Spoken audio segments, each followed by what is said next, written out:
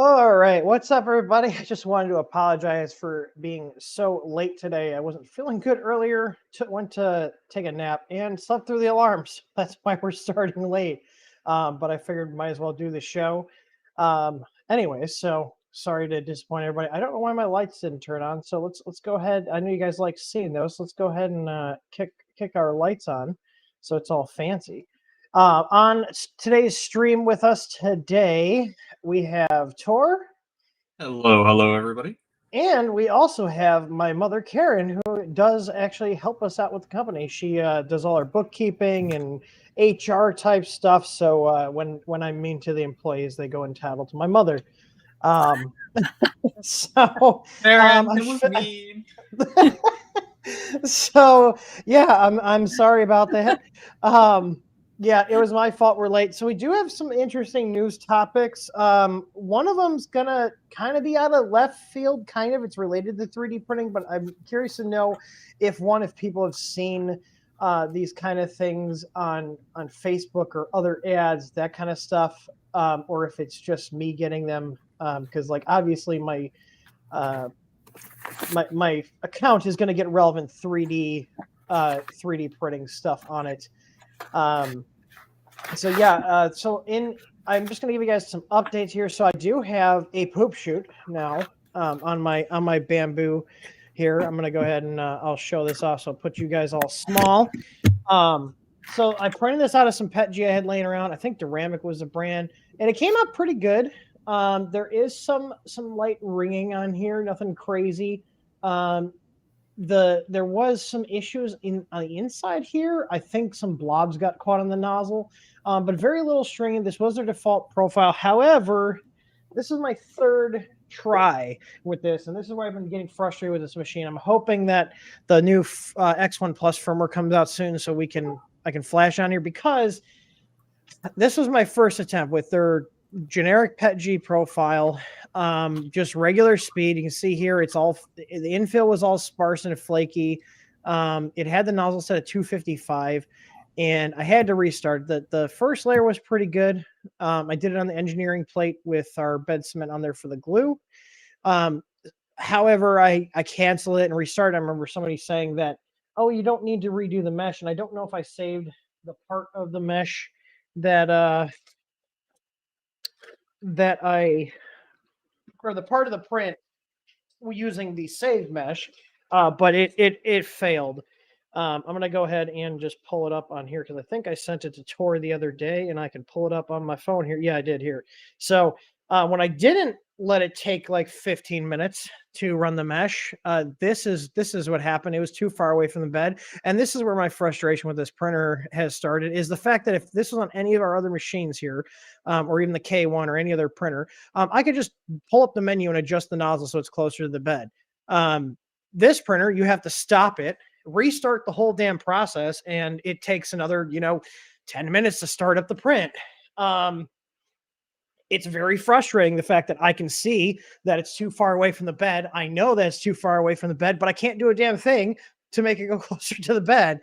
So like, yeah, I'm print quality is good. The hardware is good on this. I am very frustrated with the software on this. Like, I know it's a locked down thing, but hell, my $100 Ender 3 has a way to adjust the offset. So yeah, but print quality is good. This was printed on their pre-sliced file with their PLA they sent. Came out really good. The hinges came out nice. A phone stand. There's like a big size, a medium size here, and then also a tiny size, and they all came out pretty good. The tolerances are really good. It's what I would expect for a printer that's almost $1,500. So this is actually, I just realized, the most I've ever spent on any 3D printer ever in my entire collection of machines. So it better damn well print well out of the box for the price we paid for it. But yeah, the frustrating part of, because I know how to operate a printer, not being able to adjust such a basic thing such as, hey, the first layer is off. Because here's the thing, all Bambu fanboys want to will roast you alive for saying anything bad about them. However, you can't always rely on the printer's hardware and sensors to do their jobs correctly. There should be an option to um, manually adjust your first layer. That's such a basic thing. It's something I've complained about on many other printer brands in the past. You know, when they didn't have what was called baby stepping, where you can press the button on the printer and just turn the knob or push a button on the screen and instantly adjust how far away your nozzle is from the bed. Now, my whole thing is, you know, this printer has the ability to do it. They have a touchscreen, so they can easily add that on. Um, you know, and it's wild to me that it doesn't have that adjustment at all. Yeah, it's only through your slicer starting G code. Well, and that doesn't Set per plate. Yeah, the offset, but that doesn't even count in my opinion because you can't change that once it's started the job. Um, yeah, it's not great. So Scale is saying that PETG with the PEI, the default Z offset for Bambu Studio is not great.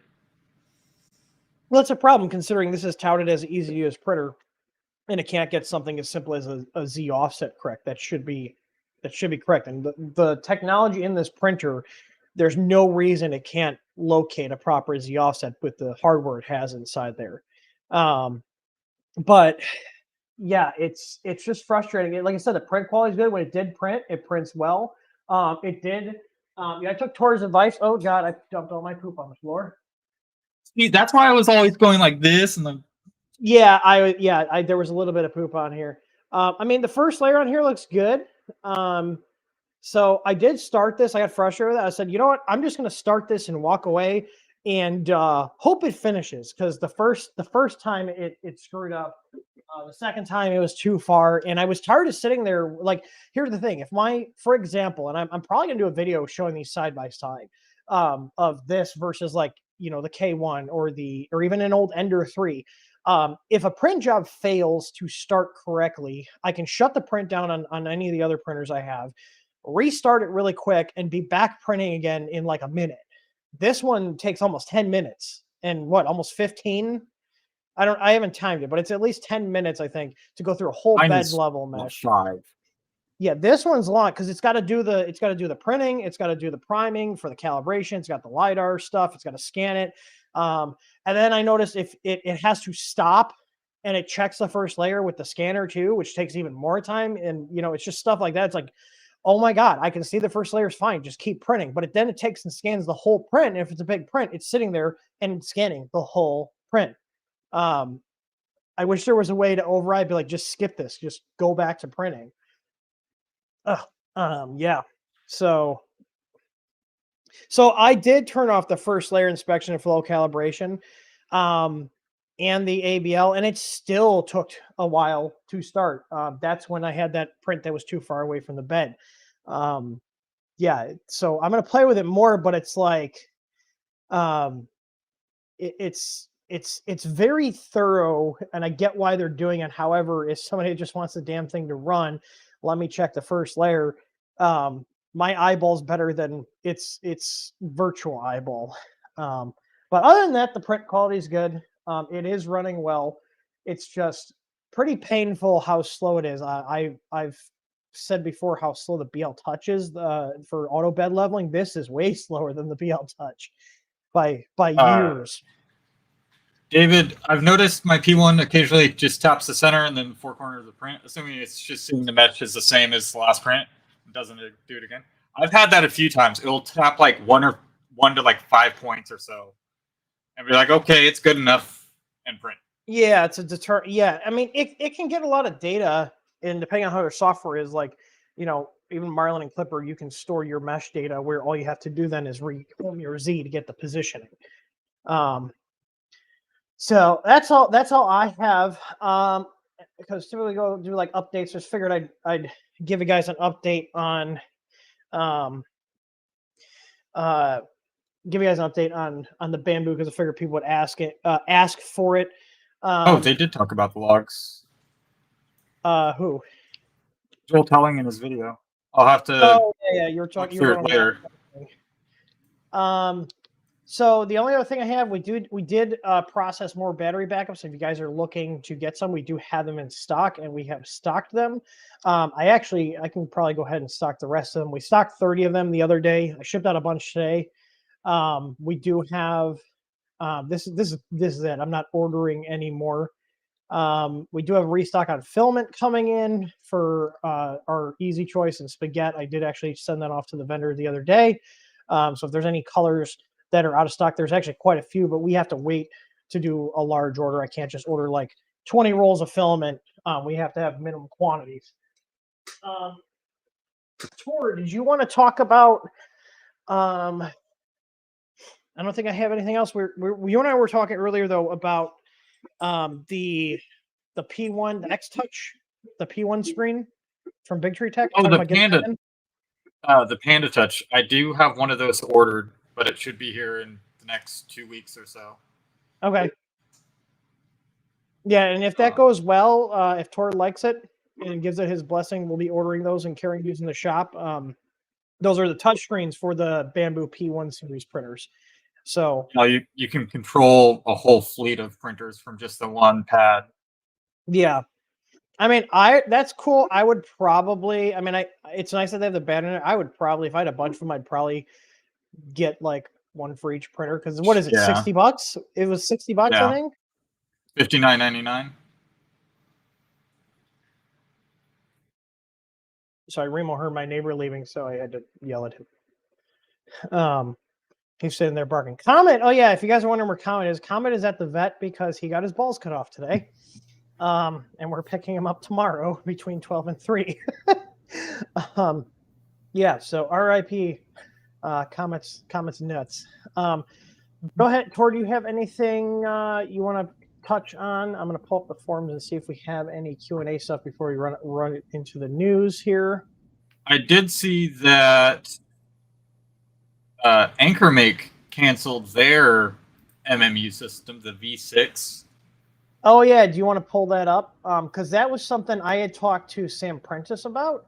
And his, I don't know if these are his exact words, but it was somewhere along the lines of a shit show was how he described it, in terms of how good it was. If you can't share your tab, I do have it. I do have it out here. I'm checking to see if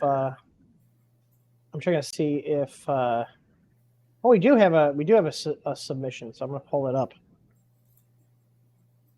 But yeah, they announced today via their Kickstarter campaign that their big 6-color MMU is kaput. Yeah, it looked cool. So like, do a control zoom on that page so it shows a little bit bigger for people watching. There you go. Yeah, you got to make it like old people big. Hey, it looks like they're, hey. I resemble there's there's an article good on their refund. So there's an article from October 12th, 2023. That was their third delay back in October 2023. Yeah. It's a shame though, because they're doing good though. Instead of just canceling it out and refunding people, they're doing a 10% on top. Like 10%. So they're giving 10% over whatever they pledged. Oh, interesting. Also, your mic's a little hot, Tor. It was like clipping out a little bit. You could probably turn the gain down on the actual mic itself. I just grabbed it. It should be a little bit better. Yeah. I'm pulling down. We do have one community showcase submission from 2 days ago. Our buddy Kyle, Mr. Viper, he actually sent us over some pictures of an air quality. I think it's an air quality monitor. He said it was, or air sampling wand. He works at a. I hope I don't say this wrong, but he works at a facility that like processes. I think they turn trash into fuel for electricity. Like they burn the trash to make fuel. To turn steam generators and stuff, and he runs, because he sent me pictures. He runs in the command center here. We actually printed parts for this. I was wondering what these were. Hulo, the Panda Touch is $60 on their website, 59 exact. Okay. And it's back Yes, to a pre-order. they probably only had so many. All right, Yeah, let's see. their stream about it was fun time. People were really mad they didn't get the early bird pricing. Wasn't it? Yeah, literally early. Wasn't it like at 3 a.m.? Like normal. Yeah, it was 3 a.m. for me. So, so this is from not Kyle. I don't know if he's in the chat here. He goes by Viper GTSRRT10. He's also in our Discord server. So this is a little Honeywell module, and it's a little. They've got like a little sensor on here. This black part is actually what we printed here. I don't know if that's. Oh, he wand, and then it takes air quality samples. So that's them hanging on the wall. So we actually sent this. I love seeing like useful stuff. Like, yeah, you can see all the fancy schmancy terminals and shit behind here, doing all at his job here. So all the graphs. All right. I'm looking to see if we have any questions here. We do. So if you guys do want to ask a question, you can go ahead and there you go. I'm going to put it. There's like no good. I can't even resize it. I can only like. I can't. I can't like resize this and make it like double lined, or that's so weird. Why won't it let me resize this? Hang on. Let me see if I like. David, I have not tried to shoot Extension as of yet. I've been doing about 20-hour prints going back to back. I'm gonna see. Can we do? Oh, let's just do this. Wait. Double click to AMS riser. I can't make it smaller. I can't make it smaller. It won't let me make it smaller. Here, just put it right over Karen's face there. How's that? Yeah, I guess we'll just have to roll like this. We'll put it up top here. Yeah, so if you guys do want to ask a question or show something off, you can go to th3dstudio.live, and that is our live site. It is actually a separate website through Streamlabs, which is what we're using to do this show right now. It also has like the live chat. So if you ever want to see if we're live, you can actually go there and it embeds the chat directly into there. I'm noticing here I'm getting an on that site. Can you guys see the stream on that? Because I don't know if it's my ad blocker or whatnot. It says video unavailable. Playback on other websites has been disabled. We don't disable that on our Thomas, stuff. This was a AMS riser for the Bambu printers. It has drawers and storage. Yeah, Tor, are you still messing around with your own thing with that? Like it's printing fine right now. Yeah, I need to get working on that again.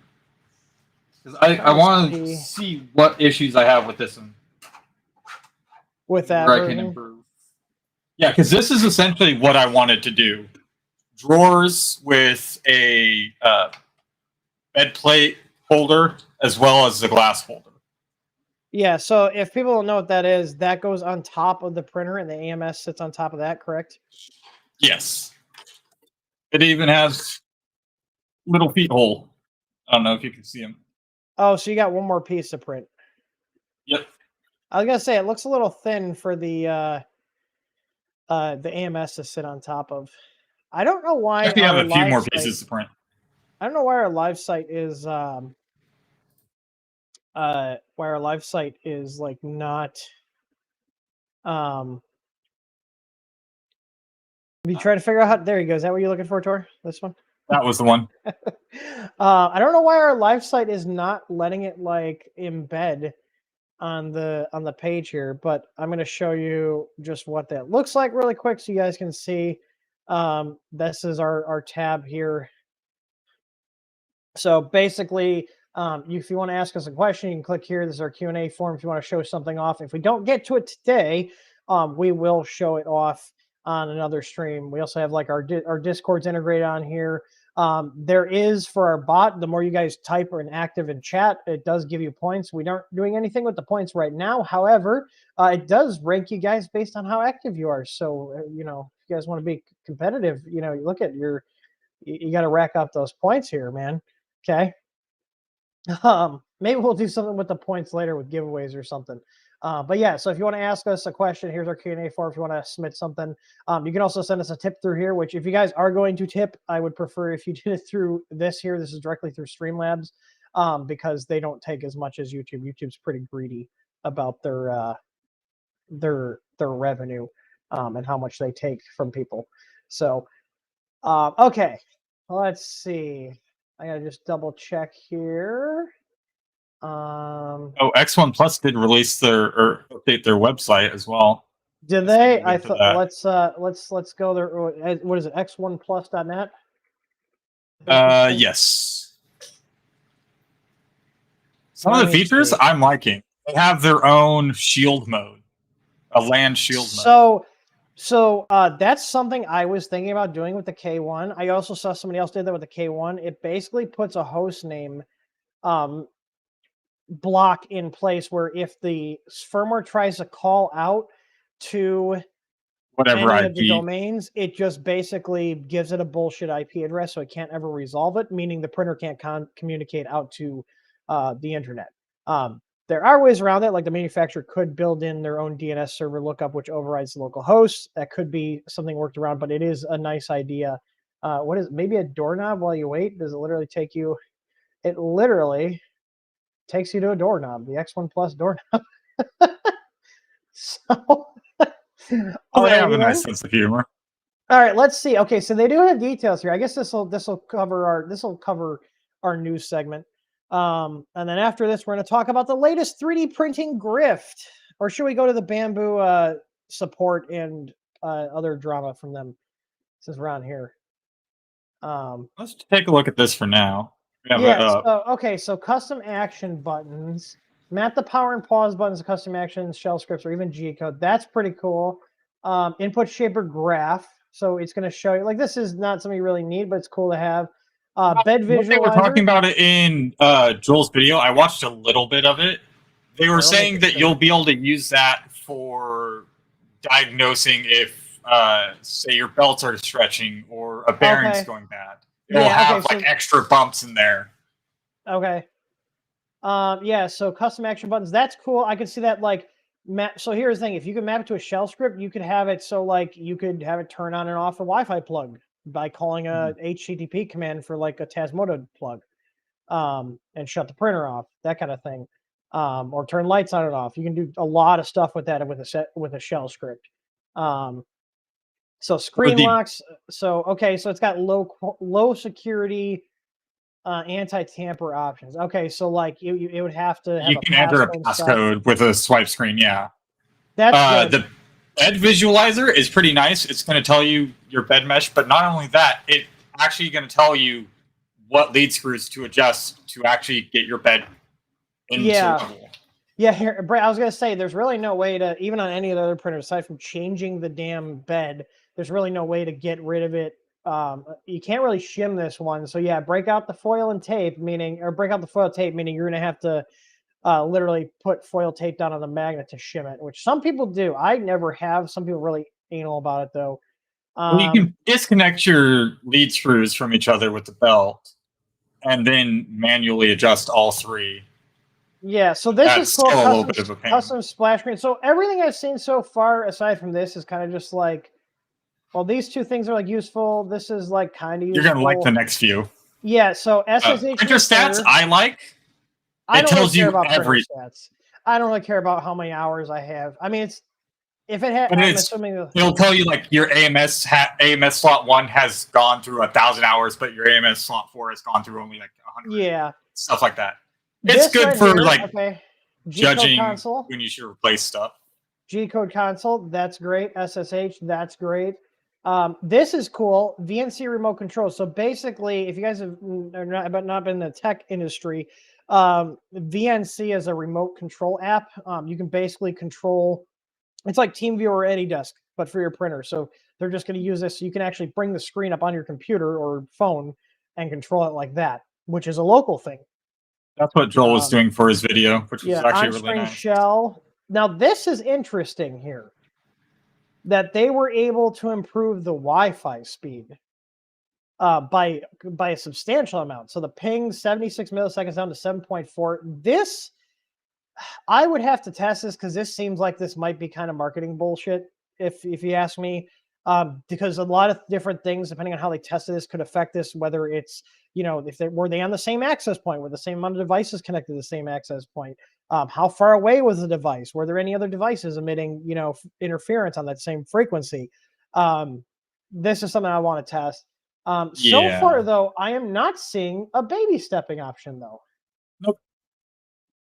Which is really disappointing. Like, there's really not anything in here aside from like the SSH access, which is cool, but I don't really see the point of flashing this. And the company, I don't even need an experience on this, Karen, but the company that makes this printer it's basically like they're taking the Apple approach, basically, which is milk the consumers for as much as they want and try to make a product that's idiot proof. That's like their whole thing. It's locked down. You can't do much with it. They originally were basically just like locking people out of this. Now they said change the functionality of the firmware. It's still running the stock firmware. It's just shell over the top of the. Well, here's the thing with G-code commands, though. Maybe there's a G-code command that supports baby stepping. You can add it through like those custom buttons, but you can have like the top buttons do different things. But basically, they originally said they weren't going to support any sort of any modifying anywhere, for anything really. They then now they came out and said that if you sign a waiver which voids your hardware warranty for changing the software, they'll let you install this, which I have a problem about. And we talked about on one of our previous shows, because I don't think they can legally void your hardware warranty because you changed the software unless they can prove that software was the cause of what failed. So I don't know if that's something that kind of realm of stuff you've ever looked into or not. Like in terms of like warranty legalese, that kind of stuff. Wasn't that kind of what Microsoft does when you get a new computer, and if you weren't going to agree to their terms, I think that voids their warranty as well. Well, that's like the software, though. This is like it'd be like imagine if you put Linux on your computer and the manufacturer said, "We're now your hard drive died. We're not covering that because you put Linux on it." Yeah, that doesn't seem like it's right. That's what I'm saying. Like from a legal standpoint, at least in the U.S. and in overseas, like in Europe, they're even stricter over there in the EU. I don't think they can legally enforce that. I think they're just banking on people not trying to get legal involved, because of how cheap these are. So this is interesting. I am actually really wondering why they didn't have any option for the live adjustment. Honestly, unless the baby stepping, it can be done via G-code, or it can be like programmed in on here. I probably won't install the firmware on here because like these are cool features, but it's really nothing that different than what it does stock.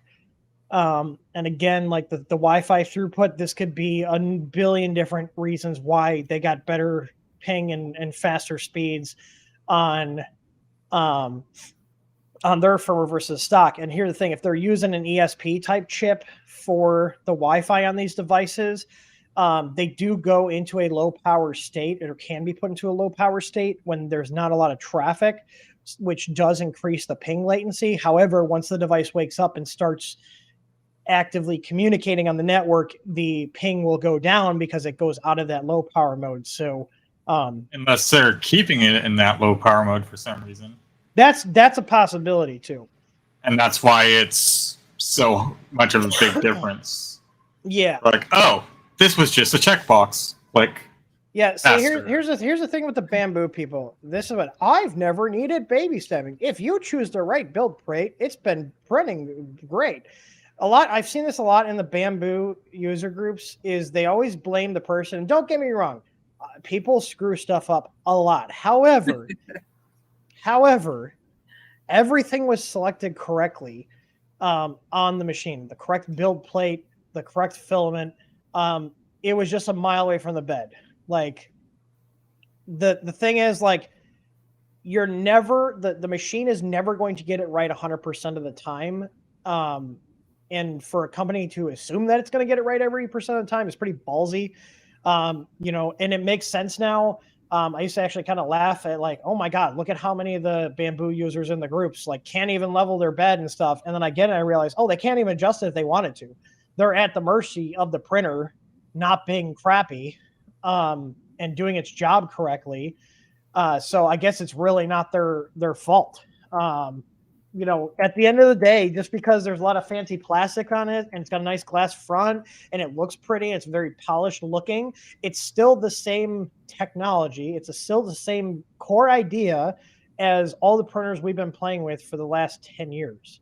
It's still a hot end that moves around with a couple of motors. It still pushes plastic through a small hole. It's got a couple of heaters, it's got temperature sensors. It's the same thing. But people are, you know, the whole way you present a thing to somebody does have an impact on how they view it. Like, this looks like a very polished machine. And visually it is. But again, like, you know, it does print fast, but the quality, like, here's the thing. I printed this same, this is a Duramic brand filament. It's okay brand filament. I've printed quite a few rolls with it and the print quality is good. But the thing is with PETG, you want it to not see how it's kind of matte, and this is a 265C temperature. Come on, focus. There we go. It's kind of a matte finish. That means that it wasn't extruding hot enough, which means this nozzle, and this is at the standard print speed, was not having high enough flow rate to properly melt this. Now, for comparison, I've printed literally 45 rolls of this same filament on my 5 Plus back here with a Mosquito Magnum hot end. And it printed all through all those rolls. I think I had like one failed print, and that was when we were doing the SpaceX parts store. If you remember that, we printed a ton. Yeah, and they were big parts.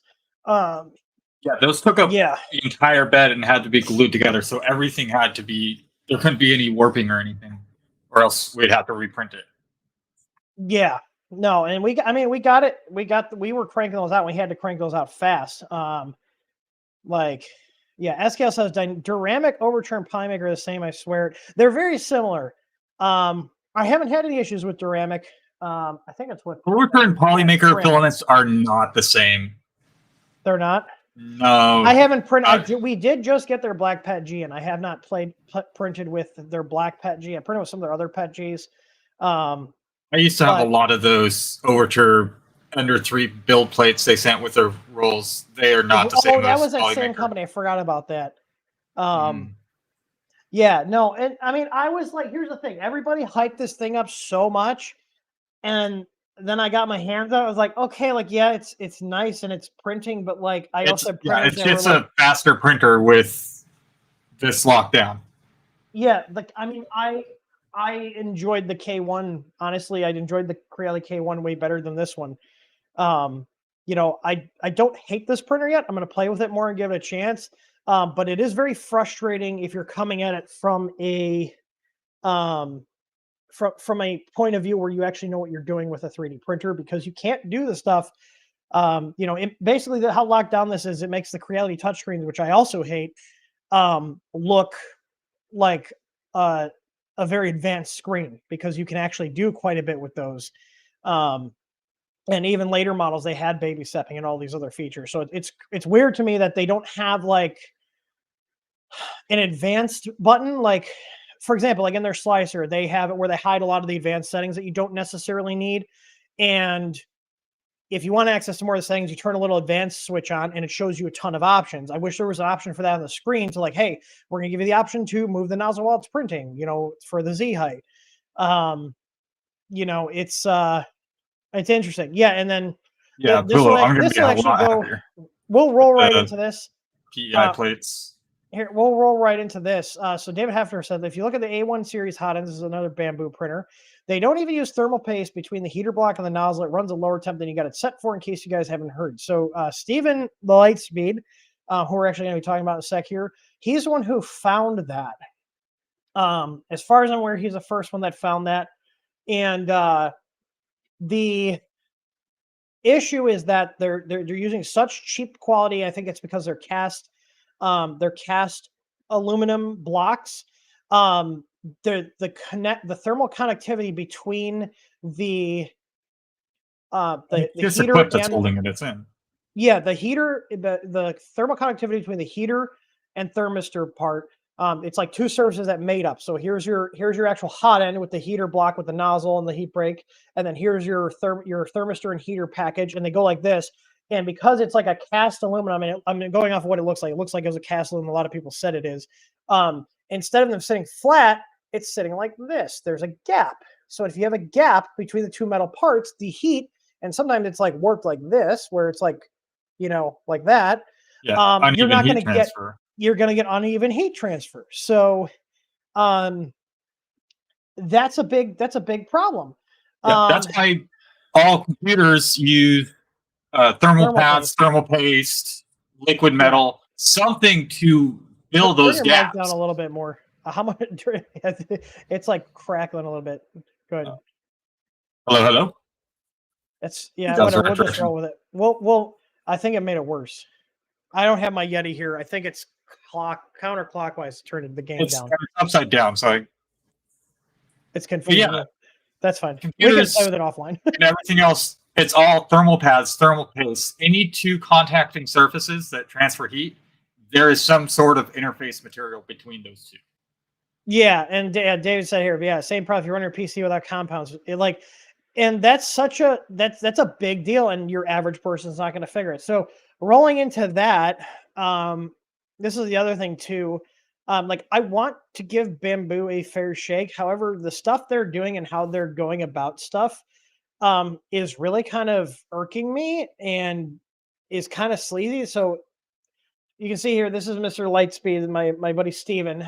He said he hasn't had any challenges to support recent months, but he's seen a large amount of people reaching out to him for help. His 3 TikTok videos on this subject have almost 40,000 views, and this was 5 days ago. I'm becoming a lightning rod for A1 owners with problems. Bambu is ignoring me regarding this, and my affiliate, etc. All of it. So, you know, here's Tor. They cut your affiliate link over the video on the fan. So he posted this video like, it was this weird looking plastic insert, and he's like, is this like some sort of chip? Is this like future use? Is this an RFID tag?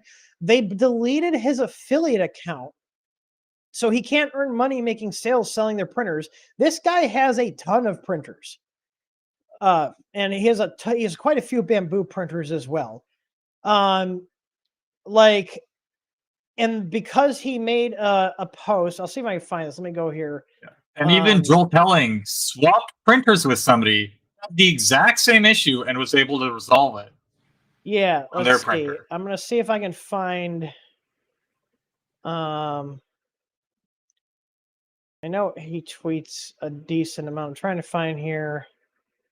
Yeah, here, like he even likes their printers. Here, for the record, I still recommend Bambu Globe for everyone buying a printer in 2024. My thing, people were asking about like price wise. I still think the Creality K1 is a better bang for the buck if you don't need multicolor. If you don't need multicolor, I think the Creality K1 gives you a lot more. If you want multicolor, you could use something like the 3D Chameleon that doesn't need any changes. Right, but I'm saying like out of the box experience. Yeah, out of the box experience, it is a nice multicolor print. I've done a lot of multicolor printing in the past, or at least tried to. I've tried the 2-in-1, like the Y adapters, the Chimera hot ends, and this is by far one of the best. Yeah. So here, I don't know if you saw this, but this happened to him the other night. Huh? So I think I commented on that. It's like, dude, what is your luck lately? Yeah. I think it's just really cheap parts. Like people think like just because these printers cost a lot and like they look pretty that they're really high end. They're not. They're just cheap Chinese printers with lipstick slapped on it. Um, I'm trying to find the post that he made, unless he took it down.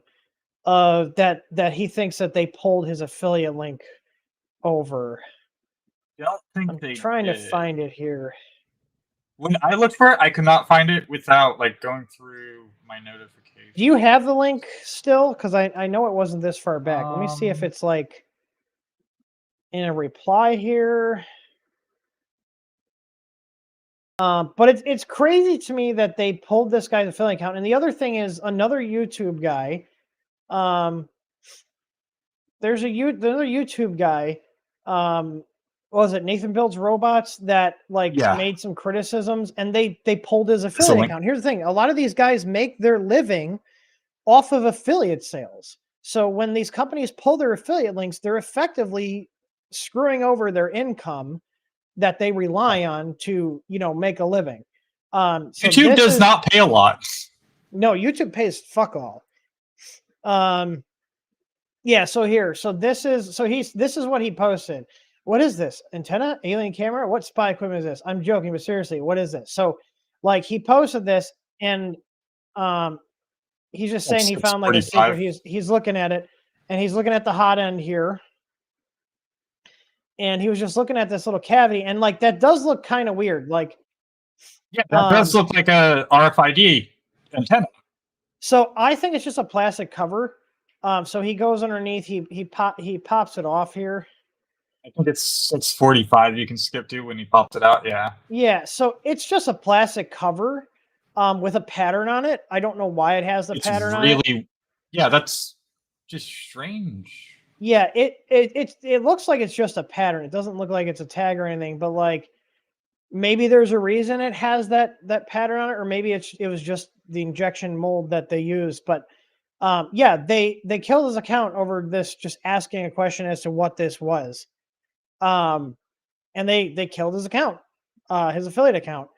So yeah, it's a little shitty. So basically, what I'm getting at is we've now had multiple instances where people have been critical of Bambu or just like asked questions about something, and they've killed the affiliate accounts of those people. So what that makes me wonder is now all the people that are pushing Bambu affiliate sales and have the Bambu affiliate accounts and they're giving these printers raving reviews and glowing reviews, they literally can't criticize it for fear of losing their thing. So they're not going to say bad stuff about it. And you guys are going to buy that stuff based on their glowing review of it. But that's all they can give is a glowing review if they don't want to risk losing their affiliate status. So they have to choose between making a living doing review videos and promoting products and being honest with you. Like, what do you guys think? That leaves the end users, potential new customers, for example, in a lurch because you're not getting true information. Yeah, I mean, like we've never cut anybody off ever that we've sent out stuff to because they weren't giving us a glowing review. We would never do that. I feel like that is one, it might be some sort of FTC violation, and two, it's just a shitty way to do business where, the people that are supposed to be giving honest feedback about your products, which negative feedback is useful feedback because it helps you improve your products. But again, like your average person doesn't know about this because this stuff is usually on Twitter and stuff, unless the creator has a big enough following and it gets traction. But basically, you really shouldn't trust any of these reviews from companies that do this. And Bambu is one of them that punishes their affiliates for not always, being their cheerleader 100% of the time. The thing is, we're not a Bambu affiliate. I did actually apply just to see if they approve us. I highly doubt they're going to. But for example, we've been in Creality's affiliate program since 2020. I've made a whopping $142.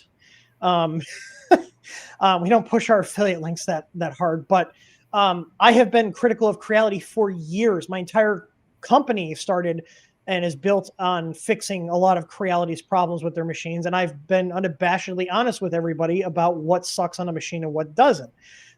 Whether people agree with me or not, I give my opinion on it. And the point is, Creality has never canceled our affiliate account with them, even though we've been critical of them for years. They're kind of shooting themselves in the foot. Now, will it actually matter? I don't know. But I think talking about the fact that they are doing practices like this where they are actively preventing people from being honest for fear of having their accounts terminated, I think is something that is worth talking about. Yeah, it is pretty shady because that means nobody can talk bad about it. Yeah, you can't. If they want a printer. Yeah, like Nathan Builds Robots, he just was like, yeah, I don't really like this. Like me, here's the thing. I said the hardware is good. It's polished. It looks nice. I hate that I can't adjust it. That's my opinion. Most people don't give a shit. Like there was what is Steve Poulos said he's never had an issue with his. He's fine, great. But I've had issues with mine. I showed you guys pictures of the first layer. There's the thing. I can't intentionally make it go away from the bed on purpose. The printer does all of that, it's interesting, but a company shouldn't be killing people's revenue because they're giving honest feedback and their opinion on things. It's crazy. Or even just like in Steven's case, just making a little joking video asking what this piece was and literally says he was just joking. He knows it's not like a little spy device. Like he's just kind of being funny. If you know Steven, he even made another video saying that had like a disclaimer posted in the video corners, like this is satire. Yeah, please don't sue me, Bambu. A lot of people are idiots though, and they don't get it. So yeah, that was the whole thing. Like, yeah. So here I'm wondering too, the other thing too is, like I said, like the PET-G on here, like this print's fine. Let me see if I can, I'm testing layer adhesion here. It seems okay. It's not snapping, so it probably was just enough. Like the corners where it's slowed down a little bit are actually shiny. So I think it's a flow rate issue on the hot end. But I know there's you post a screenshot in here where people are having issues with PETG on their A1s, which need good heat transfer. PETG is a material that typically has to print really hot, way hotter than people normally recognize. Like some PETGs can print at like 230. Others I have to run at 255, 260. Yeah, I usually do almost ABS temperatures for most of my PETG prints. I do higher than ABS. I typically run 245C an ABS or 250C. And PETG, I start out typically at like, depending on the brand, I typically start around 250. Like for Atomic and our brand of PETG, I typically do like 230, 235. But basically, I found that PETG, if it comes out like this kind of matte color, it's because it's not flowing as smoothly as it should. Time to heat up. Yeah, you can see it kind of like on this side. So here's a good example. So on these longer runs where it's able to hit higher speeds, this side is more matte finish than the smaller side here. Do you see that? There's a big difference there. Do you see that? Yeah. That's way more matte or way more shiny because it was running slower because it's a shorter distance, because this only has so much time to ramp up and ramp down to do this move. And you can see there on the corner there, it's way shinier. So this hot end is not keeping up with these flow rates for PETG. I will say, though, last thing before we move on to the get-rich-quick 3D printing scams, then we'll do the Q&A, is with PLA, I haven't noticed any issues. I'm hoping that the new hot ends we have coming in for the Bambus will alleviate this flow rate issue. But in terms of the network connectivity on this printer, it has not done anything nefarious sitting on my network these last couple of days. It's only called out to get the time. I am still testing. I just haven't had enough time to mess with it more on doing a packet capture. Once I figure out how to do the packet capture with my Unify router, I'm going to go ahead, update the firmware, do a capture of that.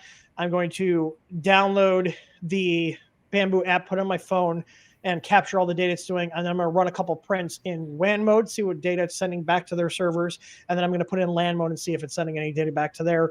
And then I'm going to post the packet capture files on our website for everybody to download and look at. So, but yeah, so the next thing is the get rich quick 3D printing scam. So let me pull this up because I'm so I actually went through earlier this week and probably deleted 50, 60 posts in some of the groups. Yeah, so there's a lot like there's a lot of them, and like just the name sounds scammy. The one I'm pulling up here is called the Institute of 3D Printing. It makes it sound like it's like an actual like school. It's not. It's just a marketing thing. And it's basically, and I'll show you guys a wild claim. It's like, it's so dumb. And I even left a comment. So how I found this was I got an ad for it, and this is the post I got an ad for. So on Facebook, you get ads, like you can run an ad from a post. So this is what I got. What are you doing Wednesday? Well, if you're running your own business, one of these 3D printing, this is for you during Ed Tyson's live training. Look at emoji. Unlocking up to 5,000 per 3D printer per month with their fast precision system. I feel like we need to get Billy Mays in here. And I posted like this is weird. Are they paying people to comment on here? I actually clicked this link because I left a comment on here. They must have deleted it. Did they? Hang on. I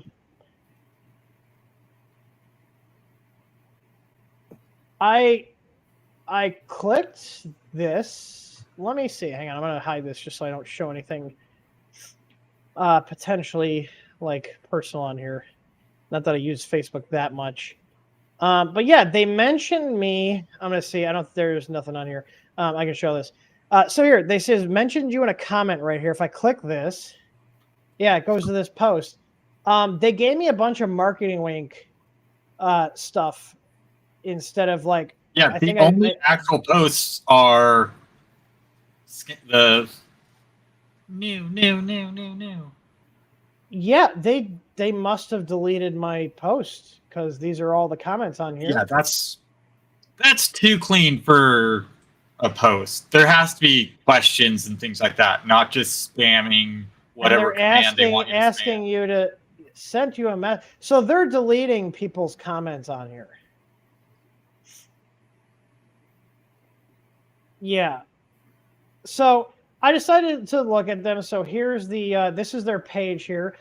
Rigid Inc. is the company that actually is behind this grift. Oh wait, I'm not. Sorry, I just realized it's not. Oh, it stopped sharing when I closed it. Hang on, it's per tab. Actually, I'm gonna share. I'm gonna share the screen with audio because they do have like. So this is like their. I just search Institute of 3D Printing. So you go here, and it's like. You click Learn More. So I'm gonna click Learn More here. And here, the new way to turn your 3D printers into profit. And look at, they got all the kitschy. Oh, I'm not sharing this. I'm sorry. I don't know why it keeps going back. So you click on the ad, and it goes to this. So I'll show you the pathway I took here. So I click Learn More. It goes to this page. Register to save your seat. And it's like all 5-star reviews. All 5-star reviews. Oh, no, we got a countdown timer here to give you like the impending thing. You can earn up to $500,000 a month. Again. It's still on Facebook. What the hell? Okay, sorry. Reload that page and see what the timer says. I love those timers because if you refresh, it'll change. 4/17/21. But wait, if you do it now, they'll throw in this for free. I think it's a countdown to this date here. So their free training session, air quotes free. It's to get you hooked in. They're claiming you can make up to $5,000 per month per 3D printer. No. Are they going to give you clients? Or is this are they hooking you up with Elon and SpaceX for business? I know, right? So you book your seat now. So if we go back to their main page here, which I'm just gonna get rid of this funnel. This is a funnel. The claims they make are wild. Like last month, I did $16,000 in sales, and he's got like a freaking picture of Bruce says Jim Fur, $16,000 a month. I have an MBA from Harvard, and I keep learning. Like, it's so like grifty. So they have this reviews.io thing. I can't even click on it. I'll pull it up, but there were like people calling them out on their BS on there. Yeah, so they're just talking about 3D printing, and then what I found funny was down here, Amazon claims that since I made over 10,000 in a month, I need the insurance. Over holidays, I think I totaled 15,000. Hey guys, I didn't post this much. Here's a celebration of the past huge launch. I'm driving a Porsche Carrera and Audi R8. Like, this is like that Ty Lopez, the guy in his garage with all his books. Do you remember that on YouTube? He was running those ads of like the get rich quick stuff. Like, this is no different. Like, here's the reality. Like, this is true. Like, you have good markup on printers. The thing is acquiring the clients, right? It's not running the print jobs, it's acquiring the clients. So if they're not going to actually help you get clients like directly by referring them to you, this is literally just making them money. That's all it is. Like, and like just the way the videos are, you got this douchey looking guy that, is like, I'm the shit, man. Like, I'm just so happy. I make so much money ripping people I made off. millions before I hit 25. Yeah, and I'm sure there's some like this is just such a like, oh, look at, here's a generic guy in a suit holding playing cards and large numbers. Like, it just seems really kind of scammy. Is that just like copy and pasted image? What is that yellow picture? Which yellow picture? The reviews, that one. Ed's Friday Factory is free gold. Is that it? That's not even for what? I wonder, is that an ad on the page? Yeah, it's very like, here's the thing. My gut's pretty good. Like, this is a Facebook comment here. This is probably like their private group. Yeah, it's just this kind of thing is pretty common though, because I get a lot of similar ads for like accounting and bookkeeping gimmicks like this. Let's see. Hang on. Book your clarity call today. Ooh, yeah, buzzwords. And they all have the same type of verbiage on it. Buzzwords. But a lot of people get trapped into this stuff. Yeah, I know. Here's the weird thing though. Look at the time slots they have available. None of them. Is this guy overseas? Is this actually this white dude, or is this going to be some Indian call center thing? These ones are later times, but look there's nothing available really like during our normal business hours. Yeah, he's got to be. I wonder where they're based out of. So this is the kind of stuff you got to look at. Like, what does it say under the about? What does it say under the about page up there, Tim? Anything about like location? No. Let's see. Yeah, let's see. Client results, printing, business. Like, what goes on here? Yeah, like he's making a ton of money off this, I'm sure. Oh, here's what's plus 44? Is this over in the UK? I'm pretty sure 44 is UK. Yeah. Hang on, let me see. I'm searching plus 44. Country code. I'm Googling it right now. Yeah, United Kingdom. Okay, that could probably explain the time differences. Yeah, let's see. Privacy policy. Let's see about us. There's about us here. Oh, that's it. Yeah, there's nothing there. It's fuck all.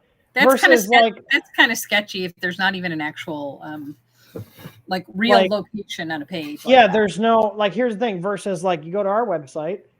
Oh, hang on. Go to our website for comparison.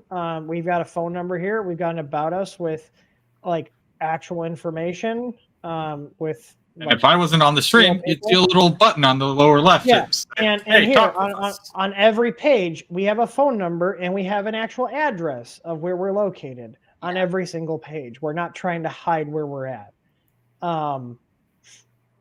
You know, like let's just take a look at this. I mean, I just want to bring awareness to this because here's the thing. I'm sure there's some people that'll get value out of this program, but what they're banking on is most people are not going to want to put the work in or jump through all their hoops to like. Basically, they're going to what I've seen a lot of these do is they set you up to do a lot and they give you a ton of stuff to do. And basically they can say, well, if you didn't make it because you didn't follow all the steps, even though the steps are really hard to follow or they don't actually work. Yeah, so I'm just saying information we collect. This is the privacy policy. I'd one, let's see. Yeah, so anything you post on here that can use for marketing. So anything you post in their groups and stuff, they'll use for marketing. That's Peter Anderson makes a good point.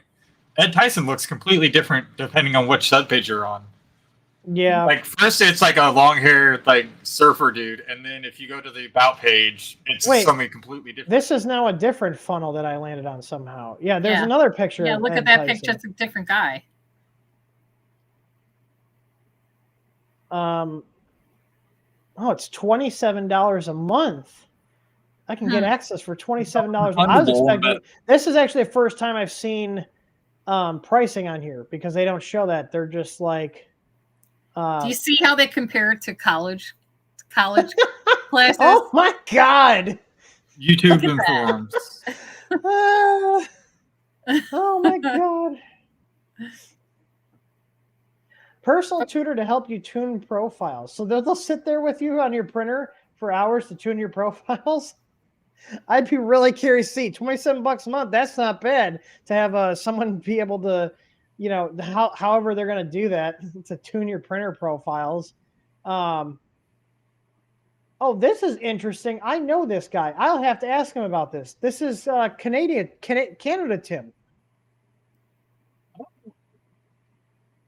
Tor, unless he doesn't know that he's on here.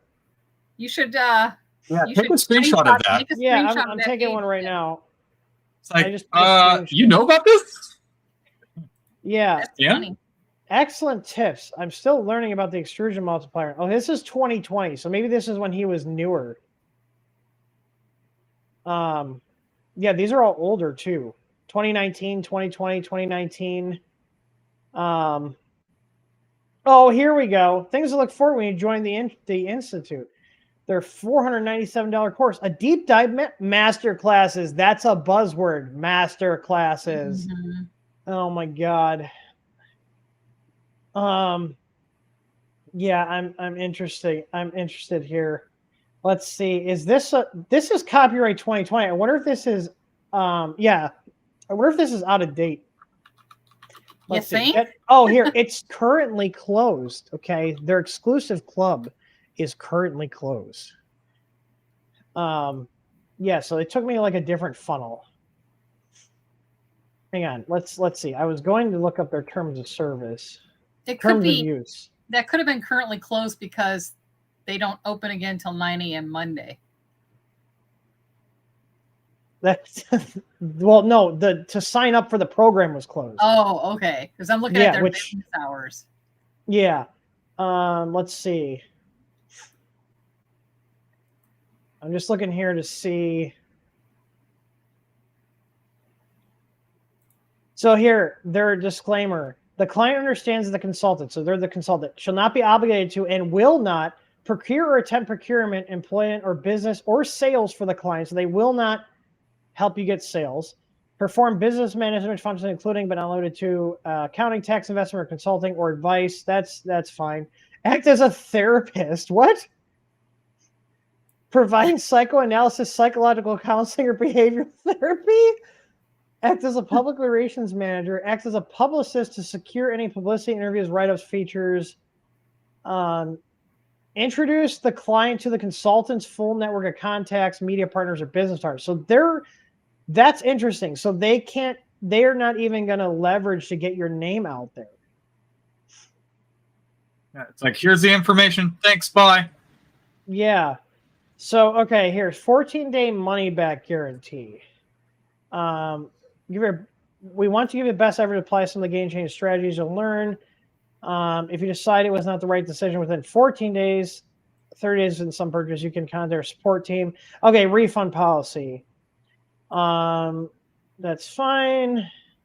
All refunds are discretionary as determined by the company. If you download the materials, take advantage of special deal discounts, and then ask for a refund, we reserve the right to deny your request. So how can you actually use the program, which involves downloading the materials? Like, how can you know if the program is going to work if you don't download the materials? That's how they get around having to ever issue a refund. Mm-hmm. Like, how can you use the program without downloading the materials?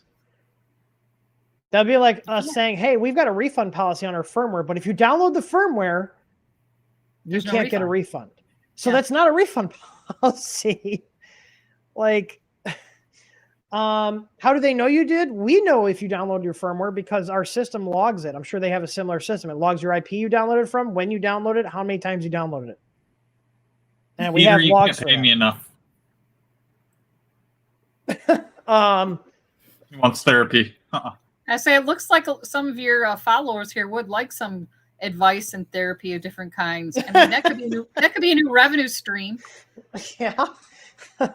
Okay, take your printer out back. Take the sledgehammer, raise it above your head. Just so you know, you can buy thermite on Amazon. Can you? Just an FY, you actually can. Not even joking. I mean, that'll make short work of a printer that's acting up. The reviews on it are gold. Here we go. The program is developed strictly for educational purposes only. Client accepts and agrees that the client is 100% responsible for the progress and results from the program. The company makes no representations, warranties, or guarantees, verbally or in writing.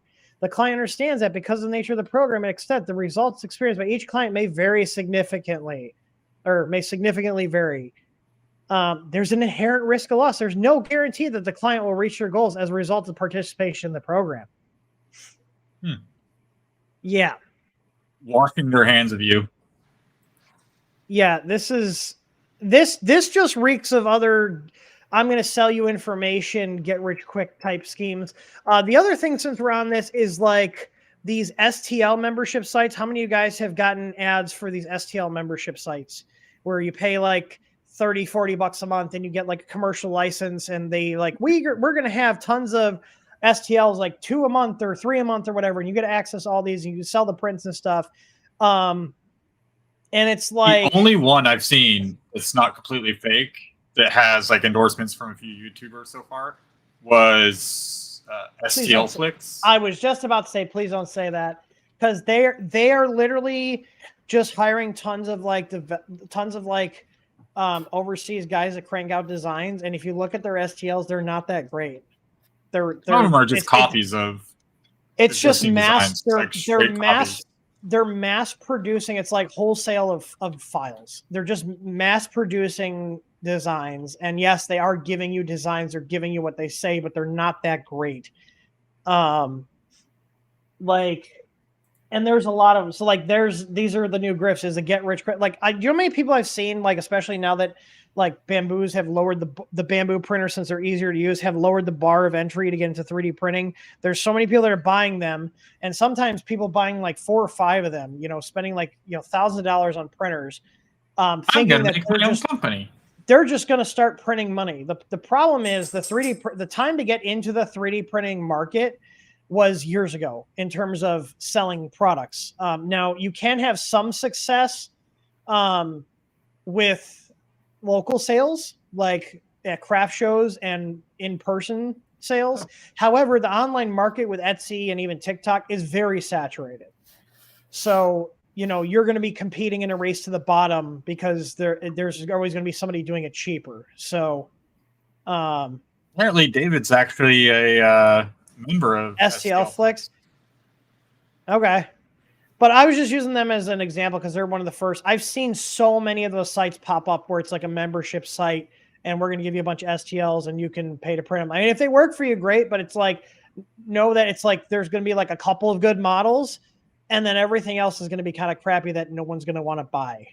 You know, it's just like quantity over quality. Like they're shotgun approaching the files. You know what I mean? Like they're like, hey, we got a ton of files. We got thousands of designs. It's like, well, only about 100 of these designs are okay. You know what I mean? So, all right, let's see what we have questions in our form here. If you guys do want to submit a form, look at the bottom here. Want to ask a question or show a project, submit an entry at th3dstudio.live.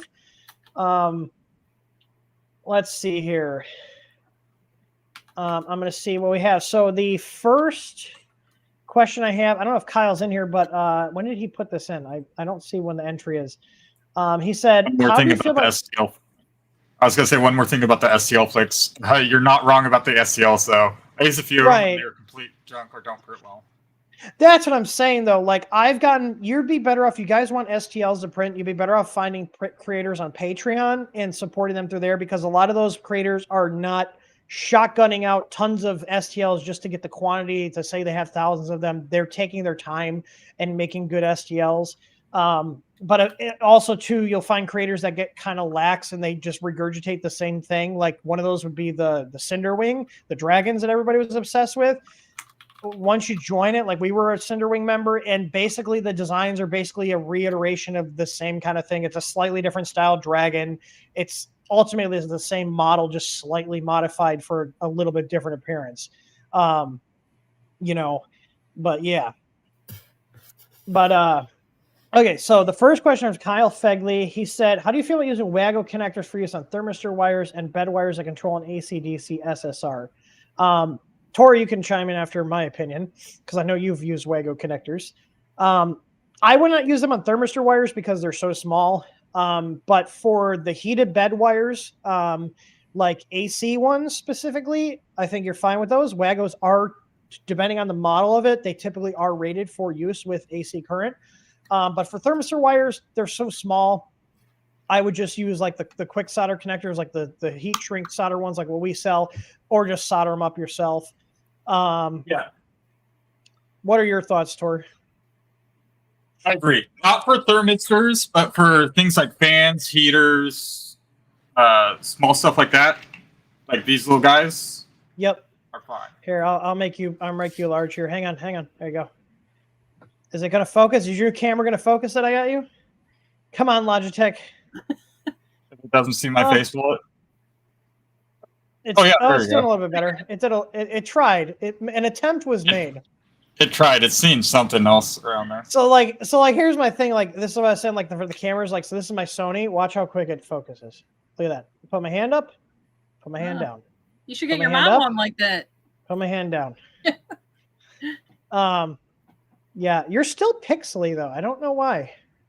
Are you like? I'm gonna just look at Karen's thing. I guess you guys are both kind of pixely. I'm just on a laptop. I think it's because we're restreaming through. Am I pixely on your guys' end? No, I'm not hosting. It's all through the cloud.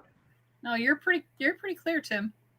Tor, I wonder if I have to get you a membership for Streamlabs. They're just cutting my bit rate. I'm wondering, because do you have your login? Can you send me your login on Teams so I can upgrade you to Ultra? Because here's the thing, it's only $19 a month. If us both having the premium version, it'd be like $40 a month. We were paying like $49 for StreamYards. I'd be curious to see at least sign you up for a month of it and see if that makes a difference. That's yeah.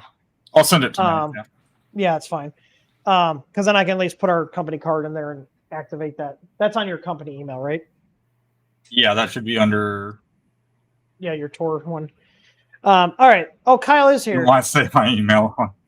Kyle is in the chat. He said I was going to use it for the 12 to 24 volt control for the SSR. Yeah, that would work.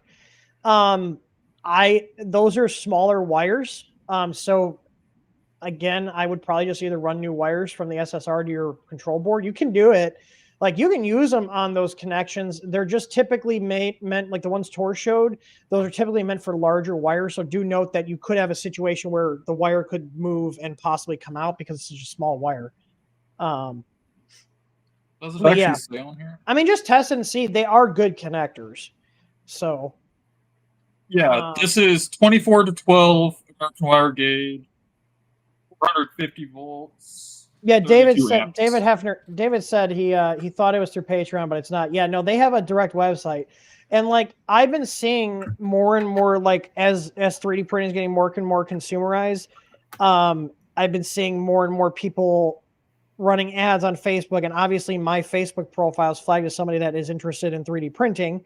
So I'm getting ads from companies targeting people like me, and I'm just looking at these rolling. I was like, dear God, like, People fall for this? Why? yeah. So, yeah. Let's see. All right, I'm gonna do Chris Travis expense it. You think I wouldn't expense it? You don't know me. We're expensing this. We expense everything. Yeah, as much as we can. We still haven't figured out a way to expense the security dog. I mean, he's looking at he's anticipating TREATS. Do you see him like do you see how intently he's looking at me? Do you see him? I think he should have some treats. You want some treats, Remo? Remo wants treats. He wants treats? Look at him. You want some treats? Well, we got some questions to go through, but we'll give you treats. You want some treats, Remo? I think that's a yes. My cat's just staring at me. He's like, you're going to give it to me, and you're going to bring it over here. Well, cats are a different beast. Hey, can you sit? Shh. Calm down. Shake. Good boy. Speak. There you go. Here, come on. Can you get it? He's like, I'm still chewing this one, Dad. What a great dog. Just fun fact, Remo is named after my father. Yes. Yeah, who I didn't know until after I had named him.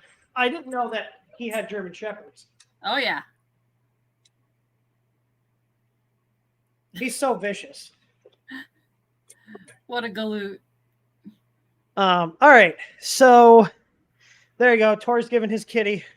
Here, I'll move him up here. There you go. He's got they're little, like, what are they, like fish flavored Go-Gurt tubes? Delectables. This one's tuna. Oh my goodness. Okay, so the next question we have is from Thomas P. Tor, you'll have to answer this. Thoughts on the BTT Panda Touch? If it's anything like their clipper screens that they've come out with, the like TFT 5 and 7 inch and things like that, I actually do like those touchscreens. They're not terrible. They're closer to a phone touchscreen than, say, like the touchscreen on Creality's Enter 5 Plus or CR10S Pros. So the Creality touchscreens are resistive touchscreens, by the way. I don't know if you know that. I have the X Touch. And how is it? Well, it's in my hand and not on the printer. So let's go with that. I was like, oh, this is terrible. Let's not. Yeah, it's good if you just want to have a good color UI instead of the monochrome. But I mean, you know me, I don't mind the monochrome displays as long as it works. As long as I can get to my settings, I don't care if it's color or monochrome. All right, so 3D Experiments is the next one. He said the Chameleon 3D V4 looks much improved from Smurf. Would you be doing a review or showcase? Were we not just talking about this? Was that yesterday or today? Yesterday we were talking about. Yeah, I told Tor to go ahead and reach out to the company to see if we can. I mean, we'll buy one. I would be more than willing to do a video on it. That would probably be. I don't think that would be something with a live stream because there's probably a lot of setup with that. However, it does look pretty. It does look pretty cool, and I'm glad they've made changes because the Chameleon originally, the version 1, literally was basically as if you were just unplugging one stepper motor while the printer was on and plug another one in. And V1 and V2 were rough. It would blow out stepper drivers on printer boards, and we had that kit blow out a stepper driver on one of our easy boards. And we originally told people, if you use this on our board and your E-driver gets blown out, we're not covering it. But they did make improvements. I'm looking on their site. Their site, honestly. Now it's all self-contained. It has 2209s with sensorless homing to detect and auto-calibrate all the distances. His website looks like the early 2000s called, and they want their design back. Like it's pretty rough. Like this is it. That's it. And this is the MK3. Oh, so that's got to be the but there's like no extra pictures here. Like it's literally just a PayPal button. Yeah, you would have add to it to have cart. seen it That's it. in someone's video or this, that, and the other. Yeah, his website needs work. I mean, here's the thing: if this worked well, I would like to resell something like that. We would definitely have a better product page than he has for this. But it's a cool product. Like their instructions are not that great either. Like let's see, follow these videos on our YouTube channel. Let's see, do they actually have? Oh, it's over an hour long. Still here. So it covers everything and nothing's cut out. Let's see. Good and a bad thing because it's hour-long video. The filament will get. Yeah, it's just literally just like a cell phone video. So here, the switch is triggered. I mean, it gets the point across, but it's not that great. We could definitely do a better video than they did. And like, yeah, here's the thing, like they're like people need better directions than this. Like if he put some more effort into making it more user friendly and worked on the website a little bit more and organized things, I think he would have a lot more people interested in it. Or if he partnered up with someone like us that could do all that for him and be the reseller. If we're reselling it, obviously we've taken a lot of products, including other companies' products, made them better by actually putting a ton of time into making them. So, all right. Yeah, David Hessmer said, do they have a page on what printers they have supported? I don't think so, but it's more of a universal thing. It's all G code. That's the thing. Like they need to have somebody do a really good video on it and have there's no documentation. firmware connection between the Chameleon and your printer. It's right, but you install this page doesn't show you pictures of how it's on there. Like it's not very good. And I've seen a lot of products where like the product's really cool, but the way they sell it online, because it's not in person, it's not like you have a demo where you can see it. It's just done really poorly. So, let me see here. All right, the next question is from Backwards Tinkerer. He said, "What speeds do you recommend for Pet G?" He's got a K1 and an Ender 3. So here's the thing. So he said he prints PETG with similar settings on the K3 on the Ender 3. So he prints his Pet G on his Pirelli K1 with similar settings as Ender 3, and it's acting up. The thing is, every printer and hot end setup is going to be slightly different. You can use general print speed settings. You can use general print temp settings. If you're printing at conservative speeds, like 60 to 80 millimeters a second is what I would consider pretty conservative speeds. Like it's not slow like 40, but just average speeds. He didn't upload any files or so I can't see what he's doing. This kind of question would be something that would be good to have pictures of what's going on. But I see, Karen, you're signing off. Or Mother, I should say. I'm going to go have dinner. Okay. Y'all have a good night. I'll leave my YouTube on, but I'm going to turn this stream off from my end here. Okay. Well, thanks for stopping by. Have a great night, everyone. Bye-bye. All right. Bye-bye, Mom. Good night. All right. We can move that up top there. Yeah, so here's the thing. With Pat G, I don't know what issue he's having because he wasn't clear in his response. I know who this is, and you should know better to give us more information. In Pat G, in general, the number one issue a lot of people have is stringing. Stringing you can combat by doing fast travel moves from like when it goes from point to point on the print. You can also drying the filament. If the Pet G does like to absorb moisture, Pet G will get stringier the more moisture it's absorbed. So you can try drying it. If you guys do want to, you look at the little article I put together on how to dry your filament, as well as links to a couple of some food dehydrators that you can repurpose for drying filament. I have the more expensive one. It's called the Kasori. I think it's like $150. You can fit like 6 rolls of filament I've been able to cram in there. That's basically my brain dump of what I do for handling filament and drying. So the filaments I take seriously about keeping dry is TPU, PETG, nylons, and I'm forgetting one. I'm sure it'll come to me, but nylon, PETGs, and TPUs. Those are the 3 filaments I found that absorb a lot of moisture. ABS, I've had ABS rolls out sitting for years. I'll pop them on the printer, they'll print fine. PLA rolls, pop them on the printer, they'll print fine. PETG though, like that's a PETG roll in the bag. Those are all PETG rolls in the bags. Yeah. 55-gallon fish tank behind me. I have to be worried about temperature and moisture getting into and we do sell, actually, I always forget about this. We do actually sell, if you guys want to keep your filament dry, we do sell what we call our Easy Store storage system. So I'm posting a link here that'll take you right to the site. It's bags with a one-way seal on it. And we also have like a starter kit, and you can also buy additional bags. They've been pretty popular. Looks like I'm probably going to have to reorder these soon.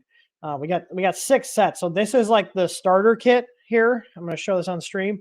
So you have the hand pump, the sealing clips, some desiccant packets, and 10 bags. So, and you can reuse the desiccant packets that you have from your existing what's what I'm looking for?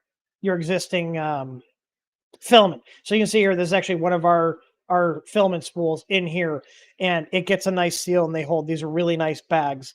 And these bags themselves are only $1.50 here, $1.49 a piece if you want additional bags. So you can buy the kit, or you can buy just the bag. Up to you. These are really nice sets. I do have some of my filaments in these if they didn't come with a manufacturer's bag. So yeah, check that out. If you guys are looking for a pretty inexpensive and easy way to keep your filament dry and vacuum them. The other thing too with the food dehydrator, not only can you dry your filament, and I do have a note in here, you can also recharge your desiccant packets. So you Bambu user, the AMSs, by putting them into a food dehydrator and drying them with your filament. They can be re-dried out just like a roll of filament. So I do see here, so he's added more. He said, I thought you were going to write it. It's dry. Most is new. We go through it fast. So it's more so speed wise, but where the speed? So here's the thing. I just showed, I don't know, maybe this is similar to what you were experiencing here. Where are you getting like sparse infill like this? Kind of like where it's not adhering and it's kind of a matte finish. Because this is a result of the flow rate of the nozzle not keeping up with the speed that the printer is being told to run at. This was on my Bambu. And normally you can turn the print tab up. However, the thing I was wondering about is because steel nozzles have poor heat transfer, and this is a steel nozzle that's on this, they're good for wear resistance. However, they're horrible for heat transfer. So you have to bump the temperature up past what you would on a brass nozzle or copper nozzle, like in order to compensate for the poor heat transfer. So yeah, like in my opinion, from my experience, if PETG comes out a matte finish, even though the layered adhesion is pretty good, you probably should have ran it a little hotter. Which is why I was showing off on here how we have variances in the quality. So like this is a little more shinier than this side. So see how this side is more matte because the printer was running faster, was ramping up. It has more distance to ramp up from here to here. Whereas on this side, look how shiny it is compared to it. Look at that. That is a drastic difference.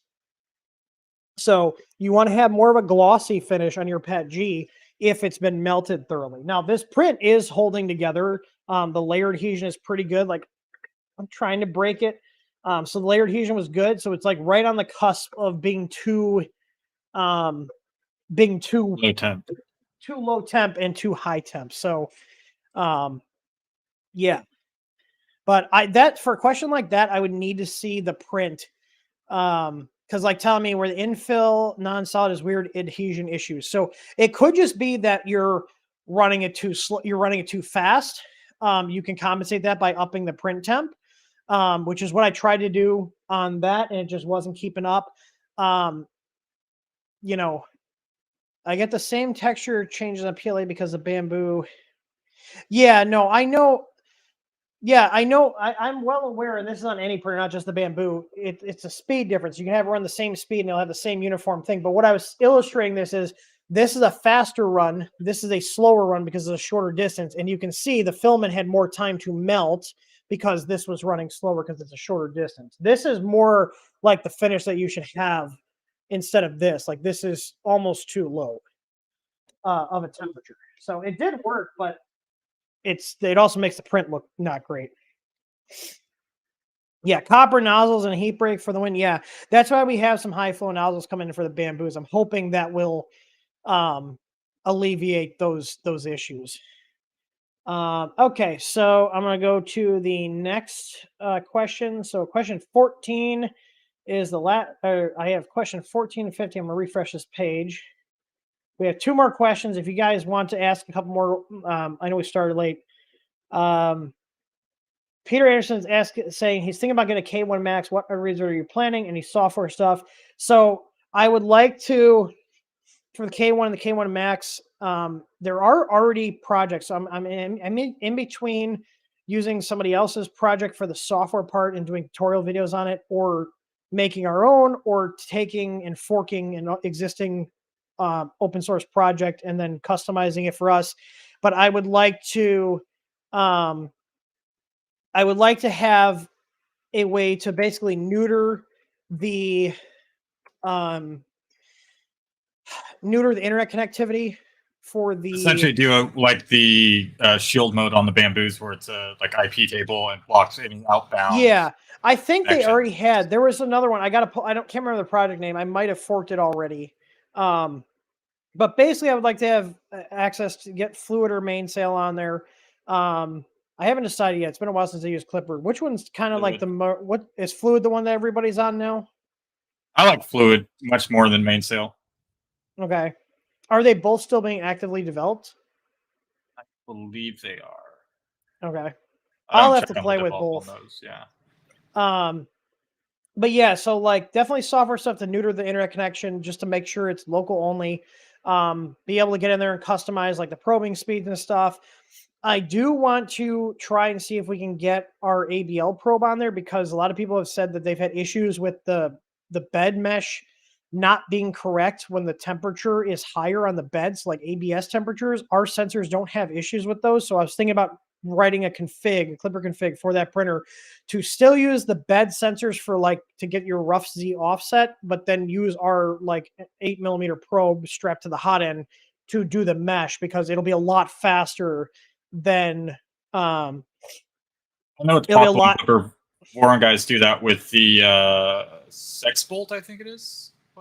Yeah, so basically just use the bed sensors for the Z offset, and then use our sensor for the actual mesh, because ours can probe a lot faster than their nozzle one. And then you're also not banging the nozzle in the bed a billion times either. We do have hot ends coming in for the K1. Did we order the mic? I know we got a quote on the Microsys ones. Did we ever submit that order? I don't think we did. No, not yet. Okay, we should put that on our list. I do have hot ends coming in from a couple of my overseas manufacturers that we're going to be testing out for the Bambus and for the K1 and the K1 Max. Both of those hot ends that I'm getting in from our suppliers for the Bambu and the K1 are going to be more durable and higher flow rate than the standard hot ends that come on both those printers. So yeah, the thing is, with all these printers moving more towards like with the Clipper-based printers, we'll probably do an approach of, hey, here's how to modify the stock firmware, especially when you don't have an SD card, where like on the K1, all the information for the OS is written to an onboard memory chip that you can't take off. So ideally, what I would like to do with these printers that come with Clipper is reflash the entire OS with something we know doesn't have any crap put into it, that could have backdoors or telemetry data collection, that kind of stuff. But in certain cases, you just can't do it. So the next best thing would be documenting and having like a setup script to run on the printer once you gain root access to then, install a standard interface that's not the company's kind of bastardized one.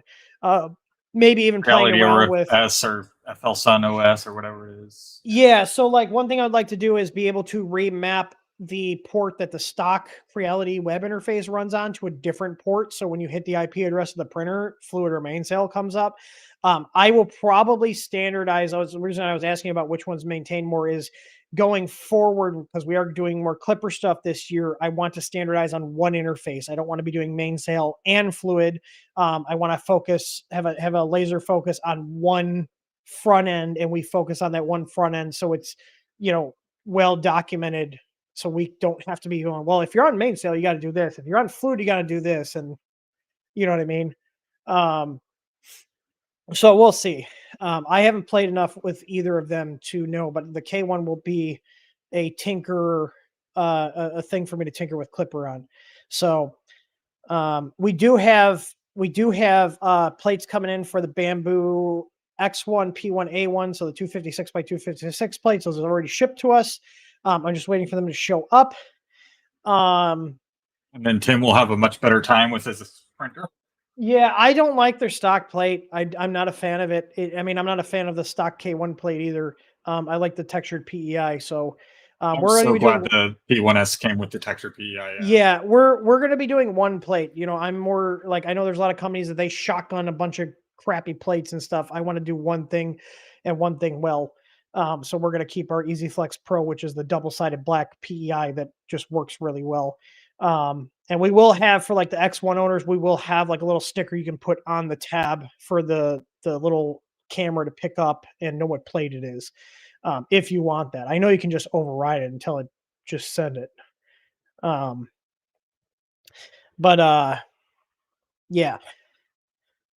All right. I saw somebody asking Jay Moore, are you making plates for the K1 Max? I gotta check our form here. We did send out a survey, a week or two ago? How many? I think 2 weeks. So yeah, we got, let me see. When did I make this form? I can't see really quick. So we got 230 responses. Let's see what our responses were here. So I've got the number one plate size. There was an other, so we have 95 submissions for others. So I'm gonna have to look through those. The next popular one, other than the other, was the Bambu A1 P1 X1. The third most common was a 310 by 310, so like the CR10, the SV06 pluses. The Ender 5 Plus actually still ranked pretty high. The Ender 2 Pro. Yeah, I've talked to a few people who want the Ender 5 Plus plate. Yeah, the Ender 2 Pro didn't make the cut. The Voron V2 and the Tritons, the 305 by 305s, those actually are high up. 310 by 320s are high up. The 355 by 355 V2 and Tritons are high up on there. The 410 and the 410 by 410s for like the S4, the Chiron, and the AlphaWise U10, those are in. The 510 by 510s for the S5 and the T500 are not very popular. The Bambu A1 Mini was kind of low. I hate to say it though, the Ender 2 Pro plate size will probably get cut because we got 7 whole people out of 230 that said they'd be interested in purchasing that size. And the SVO1 is actually as low as that too. So those two sizes might get cut. And I'll have to look and see what people put for other here. I'm just kind of scrolling through here.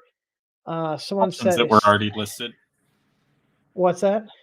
I said options that were already listed above. No, there's actually, so someone put CR10 Max. There's one person here that put that. I'm just scrolling through the others. I'm looking through here. The Mosaic manufacturing element. There's a lot of random. The other responses are like people putting in like random little one-off printers that There is I didn't put the K1 or the K1 Max on here. We are going to get plates in for the K1 and K1 Max. I just didn't have that on the survey. So yeah, I can repost the form. Let me see. I might even be able to add the K1 and the K1 Max. Let me check let me add that on. So here can I add one on? Yeah, I can add another one on after here. So I'm just going to put Creality K1 and Creality K1 Max. I'm just going to look up their specs here. I'm going to look at the build size. Is that a 235 by 235? I thought it was. the K1 is 235 by 235 by 250. Yeah,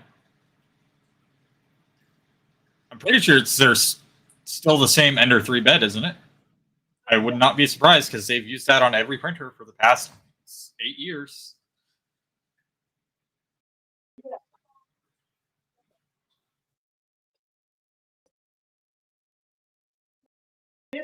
Our existing 235 plates we sell right now will work with the K1. You just got to take the little screws out of the back, the little alignment tabs.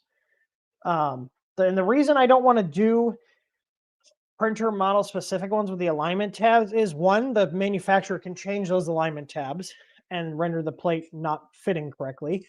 And three, if people are not going to want to buy the 235s for other printers that don't have the alignment tabs. I'm trying to reduce the amount of SKUs we have, if that makes sense. So yeah, the K1 Max. I'll collect response. I'll post the link to the form in chat here. You guys want to put your input into the plates because we are getting ready to place a large flex plate order next week. So I've already ordered more flex plates and we're going to be adding more sizes on. So, all right. We got a question from Robert. He said he's looking to print Silk PLA and TPU on a stock Ender 3 V2 Neo. He changed out the PTFE tube.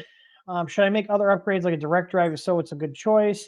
What's your opinion about enclosures? So the Ender 3 V2 Neo is a decent machine. I would definitely look at upgrading the cooling on it, like especially for PLA.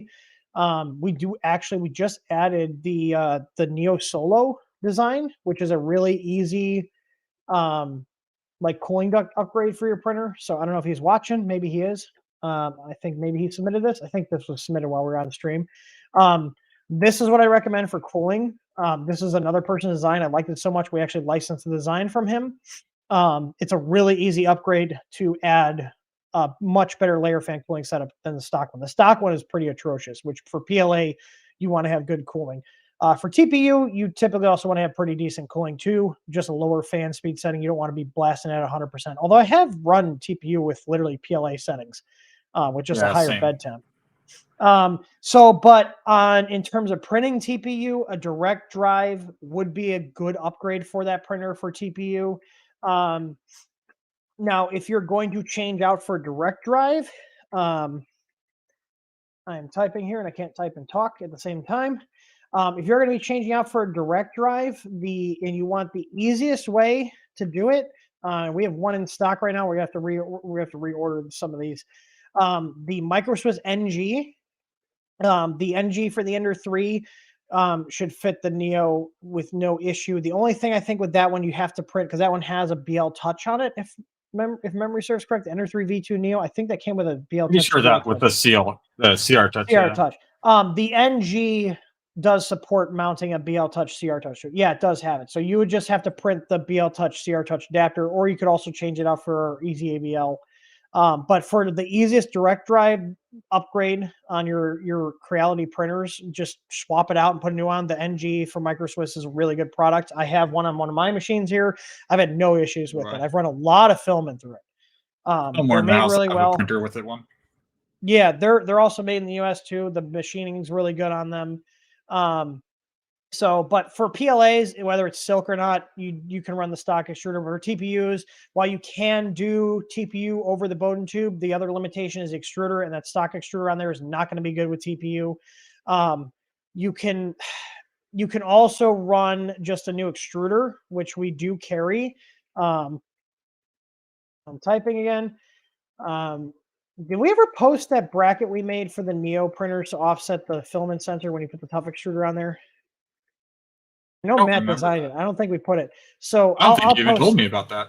Oh yeah, we made an adapter to offset the thing. I think that was one of those things we had a customer printer that we put it on. It was a Ender 3 V2 Neo, Ender 3 Neo V2. And we changed extruder out for our tough extruder, and the tough extruder was hitting the stock filament sensor. So we had a bracket that lifts the stock filament sensor up and offsets it. And you just need 4 more M3 screws. So if you wanted to run a Bowden setup still and not do the complete swap, you could use our tough extruder with the Capricorn tube to run TPU. You can get a print speed around 30 to 40 millimeters a second over Bowden. If you're doing a direct drive, you can go faster, but the limitation with Bowden with TPU is it's going to want to bunch up in the tube, which is why I do recommend running a tighter tolerance tube. Now, I know Capricorn has different ones. You want to have, if you have the Capricorn tube, you want to have the one with the 1.9 millimeter internal diameter. If you don't, we do carry our own tube called our Tough Tube, which is a 1.9 millimeter internal diameter tubing that is better for printing in general, and it does let you do printing of TPUs with a nice extruder over Bowden. Yeah, that would be my recommendation. It would be cheaper to just do the extruder swap. If you're gonna like not do TPU that often, I would just probably switch the extruder out. If you're gonna be doing it frequently, I would probably then change out to the Microsoft NG Direct Drive setup. So, all right, that's a good question. Let's see. Chris Travis says, "What are your thoughts on E3D's new hot end for the Bambu X1 and P series?" I think it's nice. I want to check it out. I did like their Revo. My opinion of the Revo nozzles being expensive still stands, but you're paying for the convenience of not having to deal with hot tightening a nozzle. So, And quick changes so you can go to whatever nozzle size you want to for whatever print, which is nice. Yeah. I actually use the Revo quite a bit on one of my Mercury ones. It is a love-hate relationship with it. I have destroyed a few nozzles because they are just brass. So they are soft. Whereas the Bambus, even though they're smacking their nozzle into the bed every time, that's a steel heat break in it. Yeah. So it's going to last a lot longer than just a cheap brass one would. Yeah. So this thing, the PEY and PEO, guys, those flex plates with those PEY and PEO, it's like they do leave cool patterns on the prints. They're taking vinyl stickers and putting them on flex plates and selling them as these fancy sounding names. They're not durable.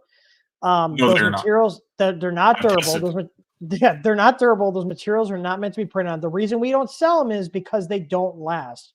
They are very, very consumable. Now, flex plates are consumable. However, I expect my flex plate to last at least a minimum of 6 months under heavy usage, which those are not going to do. They tear really quick because the material, China went, we got this vinyl that looks really cool, and we figured out that prints kind of stick to it. The adhesion on them is horrible compared to other plates.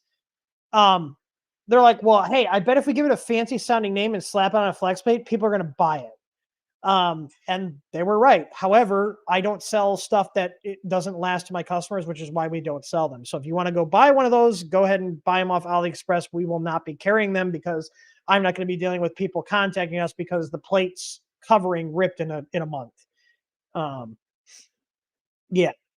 So that's my opinion. With them, they're a gimmick. They're a gimmick is what they are. Like, don't get me wrong, it looks cool, but once in a while for surface finish, it's fine. But if you're doing production on them, I would not. If you want stuff to just stick down and work, you're going to have a lot more issues with the pattern plates than just a normal textured plate. Yeah, so apparently the E3D BTT Bambu nozzles still have issues with being able to be bent easily by your infill. I could see that because they are thin. And then this also brings up another issue, and this is with any printers that go really fast.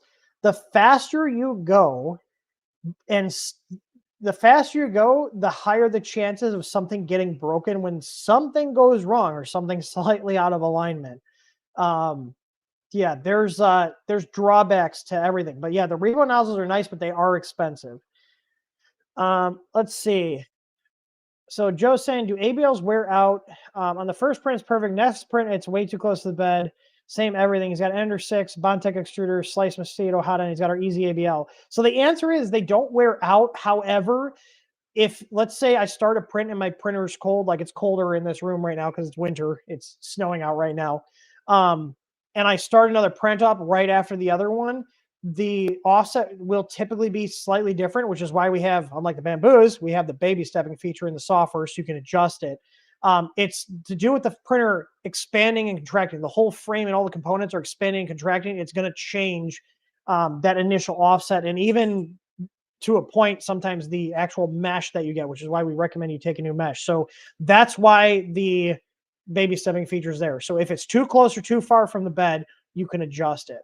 And it's not the sensor. And I'm going to assume since it's not failing to probe, your sensor's probably fine. You can check to see if the sensor is working by running the M48 test. That could be done via your. You can do it via the LCD LCD screen. Yeah, you can do it via the LCD screen. I'll post the link explaining what the M48 test is in our link here. But the bottom line is you sometimes will have to adjust the printer, the first layer, which is why that setting is there. We will Also, never guarantee check your wiring. Yeah, check your wiring too. Like, here's the thing. If it's fine every time on the first print, it's probably just a thermal expansion thing, which is normal. And some printers are worse than others. Like my Ender 3 Pro, I don't really have any issues with. My Ender 6, I don't really have issues with. But like my AM8 there, sometimes like I have to check that first layer all the time. However, the mesh is good. It's just the initial offset. You got to remember, these printers have no way of setting the initial offset. So you're the one setting that initial offset. Whereas like the Bambus and the K1s, they have that direct touch of the nozzle to the bed. That's one advantage they do have, is that they're able to get that actual offset regardless of what state the printer is, whether it's hot or cold or warmed up. The other thing you can do is like what I typically do, and this may be why I don't have as many issues with having to adjust my first layer, is preheating the printer. So if I know, let's say, okay, I'm going to fire up a print on that printer. Before I even slice it, I go to the printer, I turn it on, I preheat it, and then basically by the time I go to print, it's probably been at temp for 5 to 10 minutes. So the printer's heating up. So yeah. But again, like if you want to find out if the sensor is working correctly, just run the M48 test. If you get a result under 0.01, the ABL is working. The other thing too is you can put your finger under the sensor and look at the control box. There will be a red and green light. The red light is a trigger light. So the sensor is triggered by touching it. If you have the NG, you can just touch it. If you have the NG light, you would have to put something metal on there, but trigger the sensor and then move the cables around and see if that red light on the Easy ABL control box flickers at all. If it does flicker, that means you've developed a break somewhere in the wire. And typically we see that when people don't properly secure the wires to the hot end. However, people would also typically have probing failures if there was a break in the wire. And it doesn't sound like, especially if you're getting it at like one point on this one side of the bed, it's more likely cord at a certain angle. Yeah, exactly. Yeah. It's more likely going to be something going on with the wiring being pulled. Yeah, but it sounds like it's just the thermal expansion and contraction. Like even our print farm printers, and it gets worse the colder it gets. The sensor has the same accuracy all the time, but the printer, as they get up to temp, they do change their physical geometry. And we're dealing with very small measurements, so just something expanding and contracting like 0.2 millimeters can throw it off. All right, let's see. I think this will be, do we have one? Oh, we actually got quite a few questions here. Oh, this is hang on, let me see. Robert Smutek says, what film and sensor kit do you recommend for my Ender 3 V2 Neo? That printer has a 422 board in it, and it does have the color screen. So I would recommend that for the color screen, you check to see if you have one that can be updated, and I'll post a link in chat here because not all of the not all of the color screens can be updated. And if you don't have a color screen that the firmware can be updated on, you will have to then replace that screen with a 128/64 one. You're probably not gonna be able to find a color screen that is updatable. So there's a couple that are compatible and there's a couple that are not compatible. So like we had the guy that had his Ender 3 V2 Neo that we did a bunch of upgrades on, he did not have a compatible screen, so we switched it out for the 128/64. So if you have a DWin compatible screen, you take the 4 screws off the back, you can look at the PCB. This is what the DWin looks like. This is what the dock eye looks like. These two are supported, but if you have one that's a Vue style one, and the TJC, he had a TJC one, these are not compatible. So if you look here, Ender 3 V2, we have an LCD kit for that printer here. And this would replace that LCD for that printer. So I'll post a link in there. But for the filament sensor kits, for that printer, since that's got the 422, you would want to go with the Ender 3 V2 one. Do we have one for the Neo? I don't think we have a Neo specific just had one. Or not the Neo specific, but the Ender 3 V2 one. Yeah, the Ender 3 V2, this one worked. They were the same firmware because this also comes with the firmware for the stock board. The V2 Neo is supported on the V2. Actually, you just plug it into your J1 header. Yeah, no. Is it the J1? Yeah, it's a J1 on there. J1. Yeah. Oh, I do have an. Look at I have a picture of it. I forgot we put pictures of them on there. So yeah, it just plugs right into the header on the board. You update the firmware. So if you have one of the screens that are able to be updated, so if you have a dock eye or a DWin screen that you can update, you don't need to buy any other hardware other than the filament sensor kit. If you do have the Vue or the TJC, you'll need to convert to the 128/64, which is not hard. It's literally just swapping the screen out. Yeah. All right, let me see what other questions. You want to wrap this up? We have been streaming for 2 hours, even though we started late. All right, Seville Nata says, I've just got back to 3D printing after a bit of a break. I'm having a better time trying to get my prints not to unstick from the bed. I feel like I have the first layer squished pretty damn good. I started using Brim, got your bed adhesive, cut the speed on the first layer down to half. Any tips and trips, please? Oh, you didn't send me any pictures. I would like to see what your pictures look like. He is saying he's using the Prusa MK3S with the texture plate. I mean, given the information I have here, is I would need to see your squish. The other thing too is checking your bed temp. For PLA, you should be running a 60C bed temp, and this is on any printer, regardless of brand. PETG, I typically run 80C. I think Tor, you said you run 70C. Yeah, 60 to 70C, depending on the printer. Yeah, and then ABS, I run 100C. Now, if you are printing, you didn't say what material you're printing. If you are running ABS or ASA or nylons, you're going to need an enclosure. I don't care what anybody says online, you're going to need an enclosure. So, yeah, I don't have, I'll see if he, bed temp sounds all right. Yeah, you can upload pictures. There's you can print ABS without enclosure. The layer adhesion and strength is going to be compromised, and it'll probably pull up off the. Yeah, it'll probably warp if it's able to finish. Like, it's not going to be the same as if you pulled it out of a printer with an enclosure on it. Peter, the last question. Peter's Anderson, are you any chance of releasing VFD displays for our printers? That would be cool, but very niche and not a sustainable product. I do love how VFD displays look, though. All right. I think that's about all I have here. Let me just double check my notes. I will say, if you guys do want to give your input on the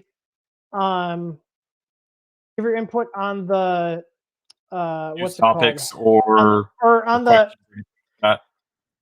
on the flex plates here, I just posted that form. Oh yeah, that too. Yeah. Also, if you guys do have stuff you want to submit to us for to talk about on the stream, if you just want to use the sales form on our website, you can do that as well.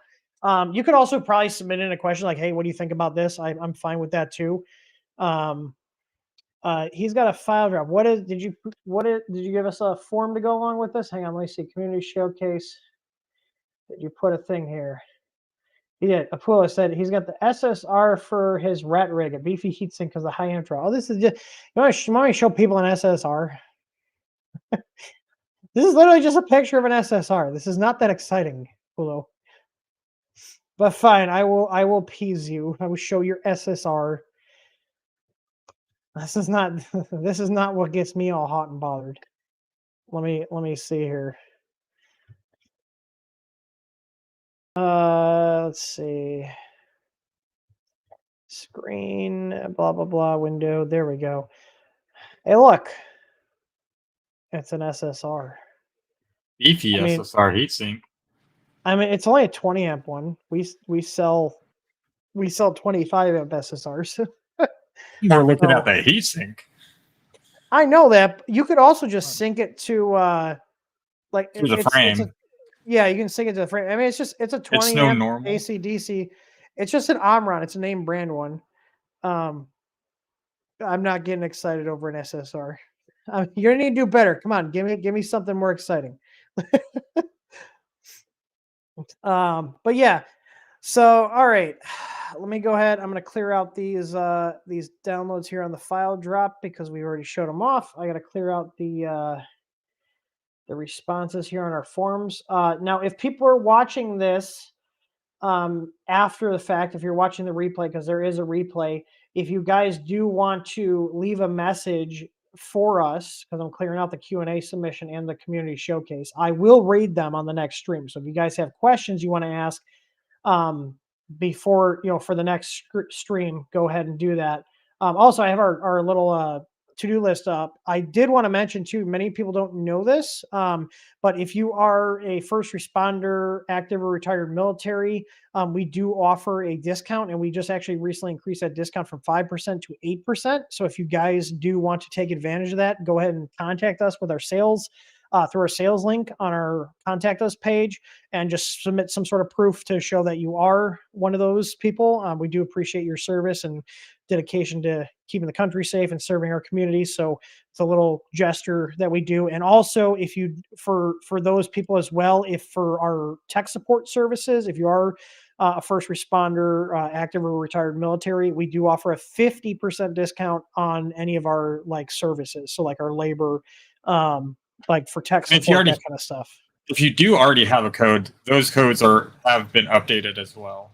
Yeah, so Tor already went and updated. So if you do have an existing code that's linked to your email, we went and updated that to the new 8%. We just enacted that last week, I think it was. This week. This week? Okay. It was like Tuesday or something like that. Yeah.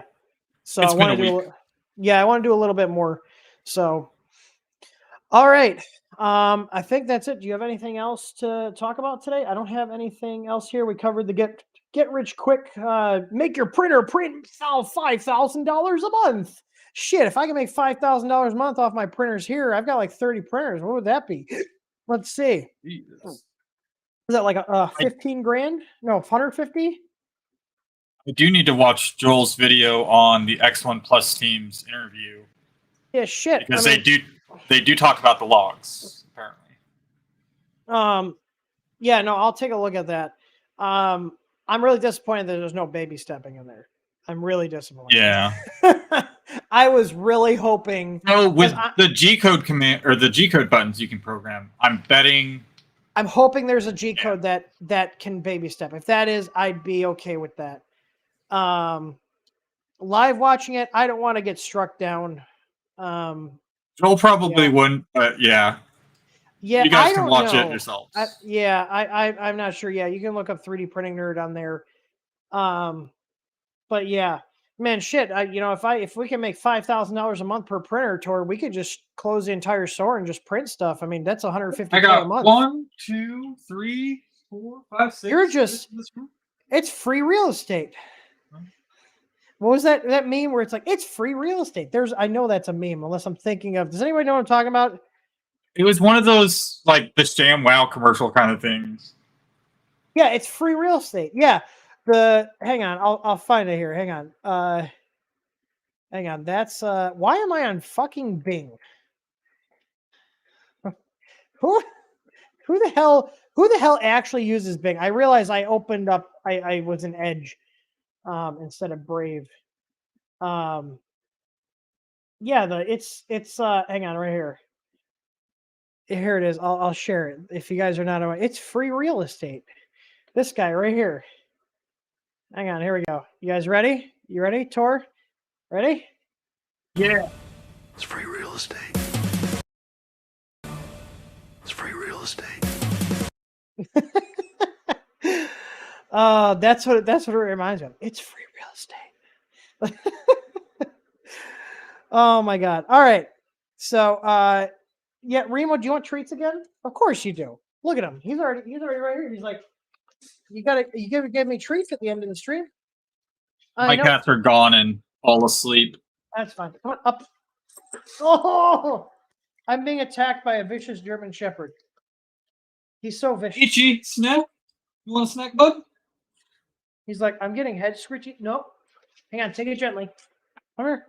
Ah, there we go. Thought he was gonna eat my face there for a second. So, all right. David, anyways, you are correct on both counts. Soda What? stream with Harambe in it. Oh yeah, the maw. Yeah, I never got the Soda Stream. Is that what that is? Is a Soda Stream bottle? Mhm. You guys got more time to mess with stuff. My latest kick has been on like the ramen cup noodles. I love those things. They're so I good. still need to get some with the little add-on packs you're talking about. Yeah, the ramen bay one. Yeah, Krista got me that for my birthday. The ramen bay packs. It just adds it like it's just cheap noodles, but I love them for some reason. I love the cheese ones, the cup noodles. Or no, sorry, it's called Instant Lunch. It's the Maruchan brands. I'm not a big fan of the Nis. Is it Nissan? Is the other brand? There's Nissan and Maruchan. I like the Maruchan. Yeah. ones. So, but all right. Well, Remo got his treats because he was a good boy. Are you a good boy? Yeah, you're a good dog. We talked about a bunch of stuff, and I'm sorry again for being late. Luckily, my stomach is feeling better. I don't know if it was the Burger King or what. I got up way early today because we had to drop Comet off at the vet to get his balls snipped. So maybe that was it because I think I'm running on like 4 hours of sleep right now. So, but I did take a 2-hour nap.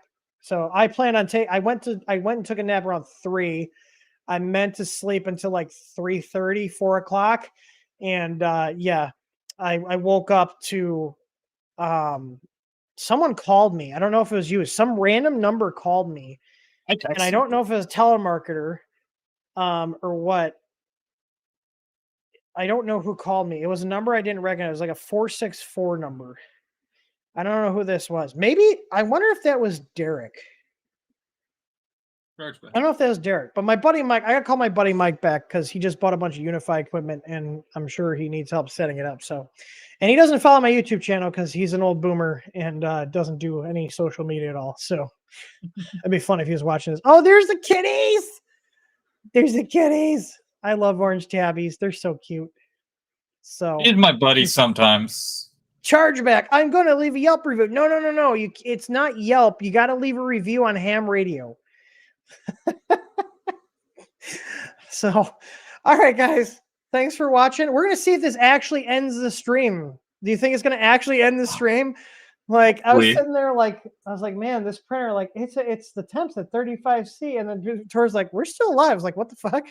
So I looked over at you. I was like, we can still see you. I was like, wait, what? That's kind of, it was like creepy. We can still see you. We can still see you. And it's bad. It's really bad. So bad. It's so bad. I actually have logs pulled up on the other monitor. It's not good. Try it after this. It's not good. It's really bad. It's bad.